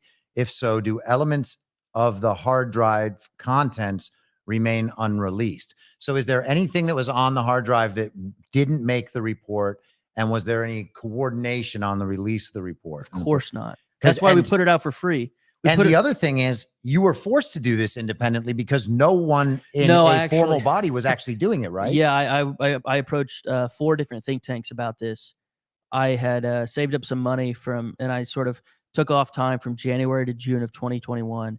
And from that time, before finding out what I was going to do next, approached 4 different think tanks and said, like, the budget, the personnel I would need, like the forensic accountants, private investigators, et cetera, to do this project, because I knew no other think tank would do it.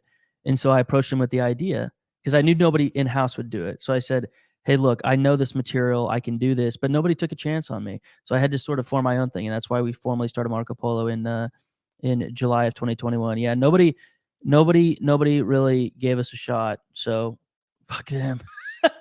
Right. But But now you know how to do this sort of thing, man. Yeah, I mean, the undertaking is massive. The most valuable thing through compiling the report is the people I met. And, there's a lot of people older than me who know more than me. What we did was go through his contacts and pull private investigative reports. Excuse me. Sorry about that. From all of these different, that's my allergies, by the way. It's bluebonnet season here, man. On the ride home, on the ride here from Dallas, I was sneezing up a storm. No kidding. So, horrible. When I was a little boy, my eyes used to swell shut from my allergies so much. My dad's like, because he grew up on a farm, a dairy farm. He's like, my son can't even be outside in the baling hay with me, and it's like my eyes would swell shut. I'd come back, but I lost my train of thought. Darn it, I lost my train of thought. What were we just on? It was a somewhat good point I was going to make. I just caught myself sneezing on the live stream. It's like 20 seconds. We were talking about whether or not there was any coordination. Oh, absolutely not. No, we publish it online, and 2 days after we publish it online, October 19th, 2022, and then Mark on our team, God love him, figured out how to do a read review. The read review is awesome because you can do keyword search and you don't have to download the whole PDF because the PDF's 240 megabytes. And at the time it was like 900 megabytes. But now we have a read review. It's all for free. If somebody doesn't want to monetarily or can't monetarily support our group, that's totally fine. In fact, guess what? We've received so much generosity, man, from all these people. There are so many people out there that can't give money to our nonprofit, but can give other things. For example, there was a flight attendant who loved our work, very right wing, but she had like all these standby seats. So like she couldn't give money, but I was like going to meet with these folks about the report, right? But she would like give me standby tickets. So what I'm trying to say is that we've been the beneficiary of. I'm very, very grateful and honored that we were able to put this together. And now that it's a physical thing, we got it done, albeit a bit late. I'm just so grateful that we've been able to get it. Give us a couple years and Marco Polo will be, a group a little bit bigger than now, but we're not going to get too big because O'Keefe, it's sad what happened to him, man. Yeah. He had a total coup happen to him, and that's because they got bigger. soy allergy. No, I don't have a Also soy. gave away some of his control too. I A soy totally allergy. No, I have it's trees and pollen, man, and my eyes swell shut. I used to get shots in my arm down at when I was in college, even down in St. Louis, but for the allergies because they're so damn bad. I like got in. What's that where you get where something no longer works against you? Like you Tolerance Yeah, I had a tolerance to the allergy shot. to the pills that I would take. What are the off the shelf pills? Zyrtec? Zyrtec, yeah, the brand name, the Zyrtec one. They wouldn't work with me anymore. So, we're getting off. I was getting off track a little bit, but no, I'm very grateful for the support we've received. Please get a physical copy of the report. I sign each copy. And again, the second edition, there were a couple of typos in the first edition, and there were a couple of other things that we added. For example, the picture of Zelak, as I mentioned earlier, we put the picture of Zelak in the second edition because we couldn't get that to the printers on time.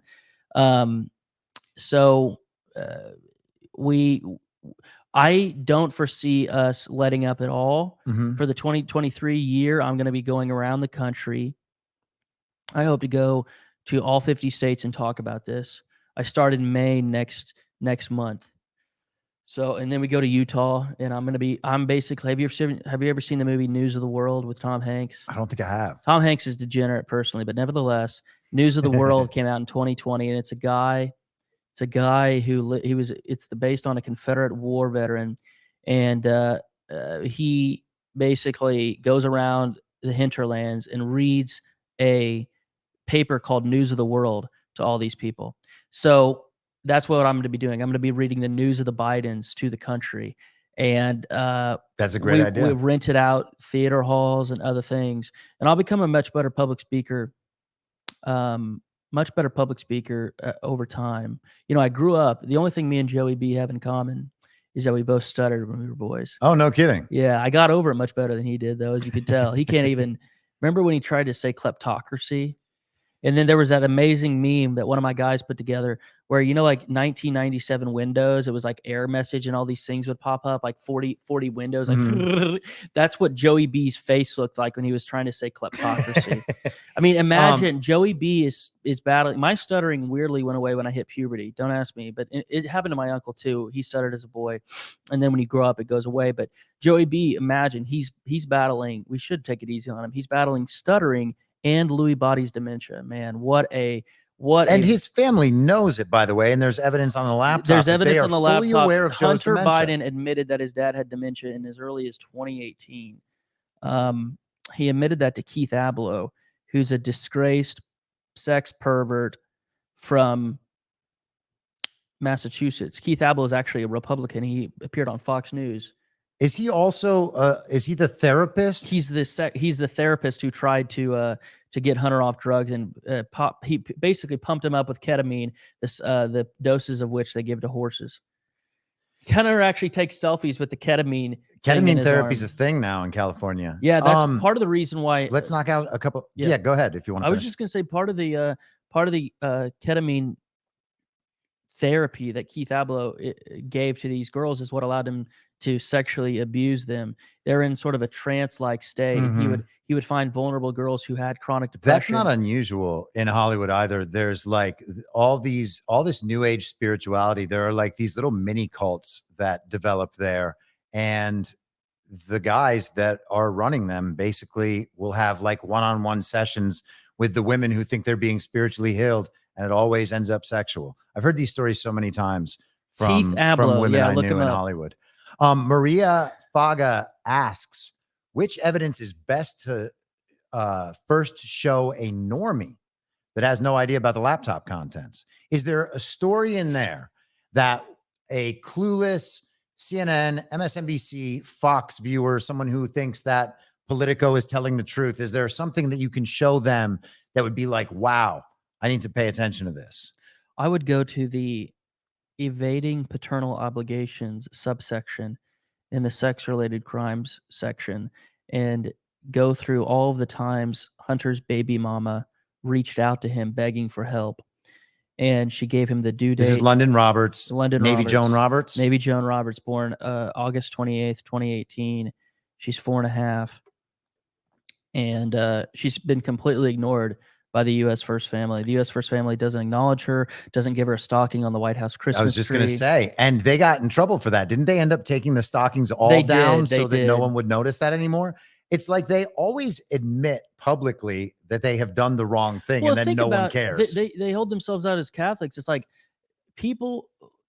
there are people in my own life whose parents had them out of wedlock, and then like the parents get married and everything's normal, right? Like you shouldn't ignore the girl because your son, impregnated her mother. Like, yeah, premarital sex is a sin, but it's also a sin to ignore the little girl. Like nobody's gonna, if Hunter would just take responsibility for, for his baby girl, nobody would point to, hey, you and her mom weren't married when you conceived her. So again, Hunter to this day is ignoring the girl. She wants a relationship with her dad as anybody does. But we were mentioning that Megan Biden is also normal, and it could be because she had nothing to do with the Biden family. So one of the unacknowledged girls in the Biden family turned out normal and good. Yeah. So a bunch of people have asked about what we're actual consequences. What the fuck is Chris drinking? It's just it's sparkling water, man. Yeah. Sparkling water. Bionic says, not arguing about the laptop being real, but how in the world was it left there? We've talked about that. Forgotten with, as Trump says, evidence of every crime Joe Biden ever committed. I know he has provided a copy of the report to every member of Congress. Can he share responses and or actions taken by anyone specific to their receipt of the report? So did anybody who received it actually take a look and invest some time, ask some questions, reach out to you? Four members so far have. In fact, Ron Johnson, the senator, was so compelled, he brought it up in an interview with Chuck Todd on Meet the Press. I would urge you all, we posted the clip. Sleepy Eyes Chuck Todd, what a rodent. Sleepy Eyes Chuck Todd says, do you have a crime that you think Hunter Biden committed? He asked it like a Karen. And Ron Johnson was like, you know what, Chuck, you ought to read the Marco Polo report. So we know that, obviously I gave a copy to a staffer. So we gave a copy to Jamie Comer, gave a copy to Ron Johnson, sent we're talking physical copies. Every single one of them has received a digital copy. Mm-hmm. I sent it to their entire office. I mentioned that tool Leadership Connect before. I just digitally carpet bombed a link of our reader view to the entire U.S. Congress. So they've all got, they all have a copy of it. They all know about it. Did Matt Gaetz enter he entered the contents of the hard drive? He tried to, but the thing is that the congressional record can't take digital media. It takes only printed words. So what I tried to tell, I tried to tell Gates' staff that, hey, you need like the young guys who actually do all the work in the office to print out the contents of the laptop if you want to print out the laptop specifically. I also offered them to send a physical copy. We sent a copy to Marjorie Taylor Greene. We thought she was going to submit it to the record, but she won't. She won't. That's interesting. Yeah. All right. So that's through the Lauren Boebert got a copy. She was just pictured with one. I have more faith in Boebert than MTG though. We got some rumble rants. Garrett, thank you for the relentless quest. Chris, great interview. Thank you. That's the best that's the best compliment I've received so far. Relentless quest. I like that. Yeah. Again, one of the things that annoys me is people on the right have a persecution complex as well, right? So I don't try to, when I talk about Hunter's legal threats, it's not in the context of, hey, I'm so persecuted, I'm so tread upon, yada, yada, because I think it's complaining and bitching and moaning. Mm-hmm. And my dad would tell me to cut it out. What I'm talking about here is Hunter's tactics, that this guy is so pathetic that he's like, I'm not confirming that I left my laptop there, even though it's my signature and the work order's there, and I left my phone number and an email and yada, yada, yada. Again, JP McIsaac, the shop owner, has absolutely awful attorneys. They're dog shit. Name's Brian Della Rocca. And what I've been telling that guy forever is get the damn security tape of Hunter coming into the office. I was telling people this in December 2020. The first time that I saw the contents was in October 28th, 2020. Is from Chanel Ryan of OAN. But then I didn't think about it again until December after the election fraud, Mhm. right? And I was saying, well, the first thing we got to do is get those security footage because Hunter's going to deny it's his. If we have this high guy walking in, with his Beau Biden Foundation for the Protection of Children hat on, it's clear as day. By the way, Joey B wears that hat all the time.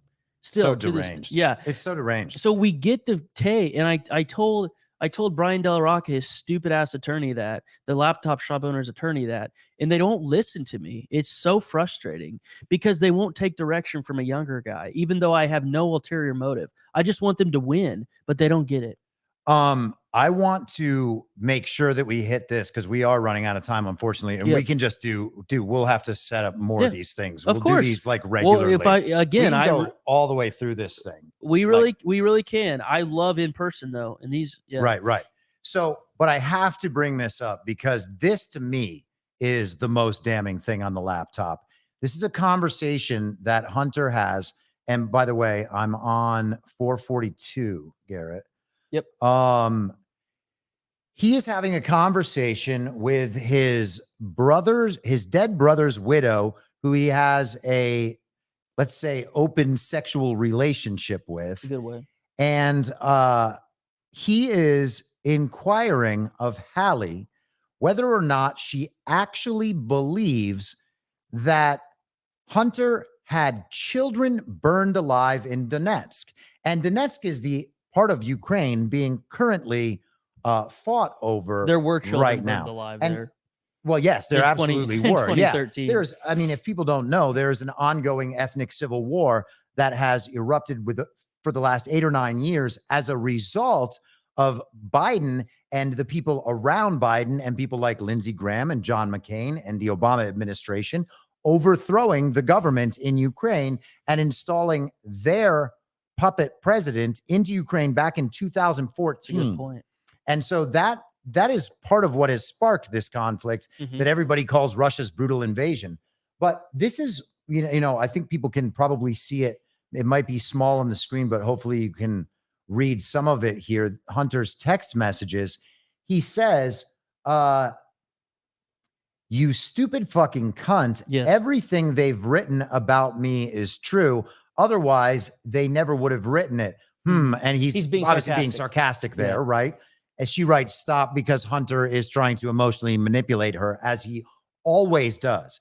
Hunter's relationships, as you can see in the text messages of this report, are consistently emotionally manipulative with girls. He is, or not with girls, with women, sorry.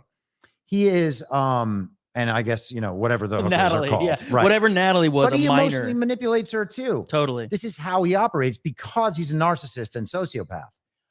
He says, makes me wonder, Hallie, how far would you go? And she says, me? What are you talking about? He says, so you believe I've had children burned alive in Donetsk, or that I had people murdered in Beijing, children killed in Donetsk, Ukraine. And, all this is hilarious because Sam Harris in his interview with Trigonometry, those normie dorks that host that podcast, he straight up said, if Hunter had, if there were pictures of dead children in Hunter's basement on that laptop, I would still support it being censored. It was that important to keep Donald Trump out of the presidency. So what we have here in this text message is Hunter and the woman he's in this weird, perverse relationship with. He believes that she believes that, right? Like, maybe it's all wrong, but he believes that the closest woman to him in his life believes that he may have had children burned alive in Donetsk. Yeah. And people murdered in Beijing. Yeah, because she called his, quote, business deal shady. That first text message is like, ooh, shady business deals. And one of our favorite quotes, and we always quote Hunter, it said, I've never done a dishonest business transaction in my life. I'm the most ethical man you will ever know. It's about as big as Joe saying he's the smartest man ever. Yes. So, and the way he talks to the women, I mean, if I, you stupid fucking cunt. Yeah. Imagine if I said that. Again, I called a former Trump aide a hoe, which she was, Alyssa Farah. And guess what I predicted? I said, she will be on The View. within 2 months, and she was on The View within 6 weeks. So yes, there's a lot of fake news articles about me. How about, first of all, they want equality, and then when I treat them like I would a guy who's crossed the president, they're like, no, you can't do that, right? Like if yeah. There's always got to be a reason to shut you up, and they'll yeah, select among their reasons. I would say the exact same things to a dude who betrayed President Trump, like Alyssa Farah, but they won't care about that. But Right. they want equality in the workforce. I'm talking the global left with women. But then when we treat them like we would treat a dude, it's like unacceptable. Mhm. It's so, but they don't say anything if I treat a dude like that. These are people who operate by double standards. Yeah.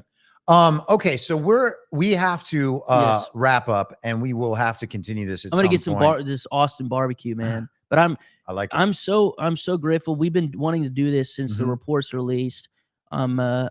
Guess what? I hope you personally know now that maybe I don't do everything on time, but I always do it. Man. So I appreciate you hosting me. This is a good setup you have here. Let me just say, on my own behalf, and we've discussed this before, but man, watching people attack you online is so silly to me.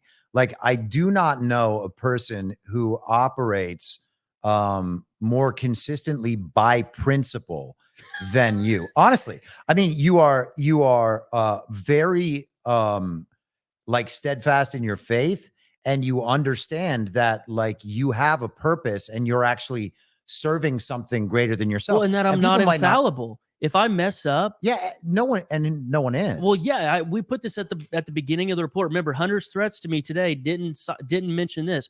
Errors are the fault of the authors alone, and if they are identified, will be amended immediately. So if anybody reads these 600 pages and finds out that I've done something wrong, I'll fix it. So yeah, I think the stuff from Maxie and the stuff from these other folks, they don't talk to me face to face.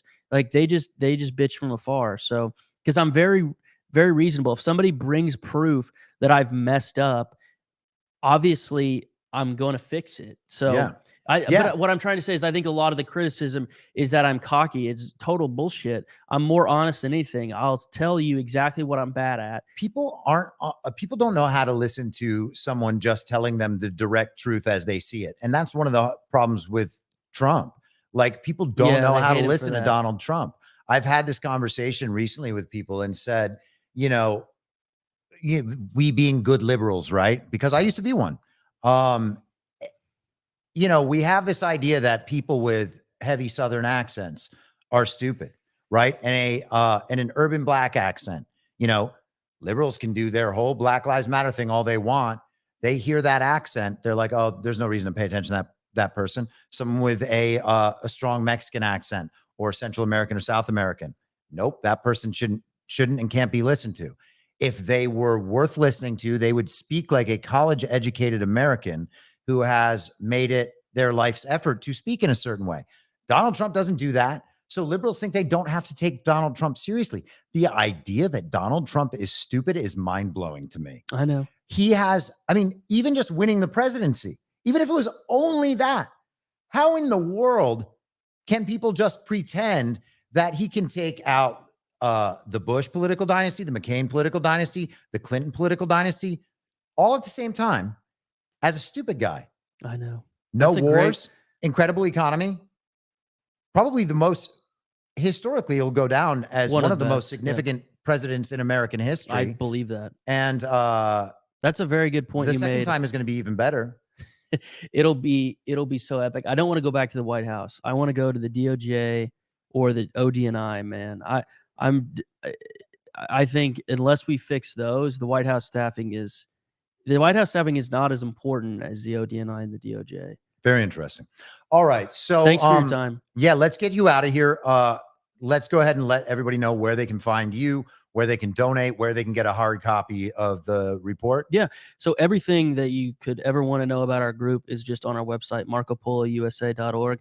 And Hunter's attorney mistakenly called us Marco Polo USA today, and the reason why he did is because we had like $150 in our bank account when we were buying the domain name, and so Marco Polo was going to cost us like $15,000, and so I couldn't get that. So I was thinking, okay, what the hell do we call our website? And I said, well, just put USA at the end, see if that's available. And it was like $2.99. So our website is Marco Polo USA, but we're just Marco Polo. But I think it could have been serendipitous, because we could start, like, I think a couple of my foreigner friends might want to start a Marco Polo nonprofit group in their country. That's awesome. Like maybe, you know, Marco Polo Brazil or something like that. So maybe it was God just panning stuff out for us in the future. But I really appreciate this. You know, I'm going to be preaching gospel, small g, the rest of the year about this.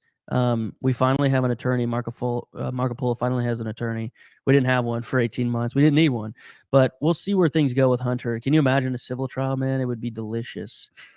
We're going to respond to that letter with all the hookers' names and contact information for his attorney to contact to prove that they, getting throttled, can't even log into Marco Polo USA on Facebook. I'm sorry. MarcoPoloUSA.org. Yes, sir. Thank you. All right, Appreciate it. brother. Well, that was it's great to finally Melanie. be able to do this, and we'll continue it. Hey, thank you guys all Thanks for watching. tuning in. We had a very good, steady 2.2 thousand people. Yeah. Thank you. And guys, the best thing you can always do is be a force multiplier and push information out.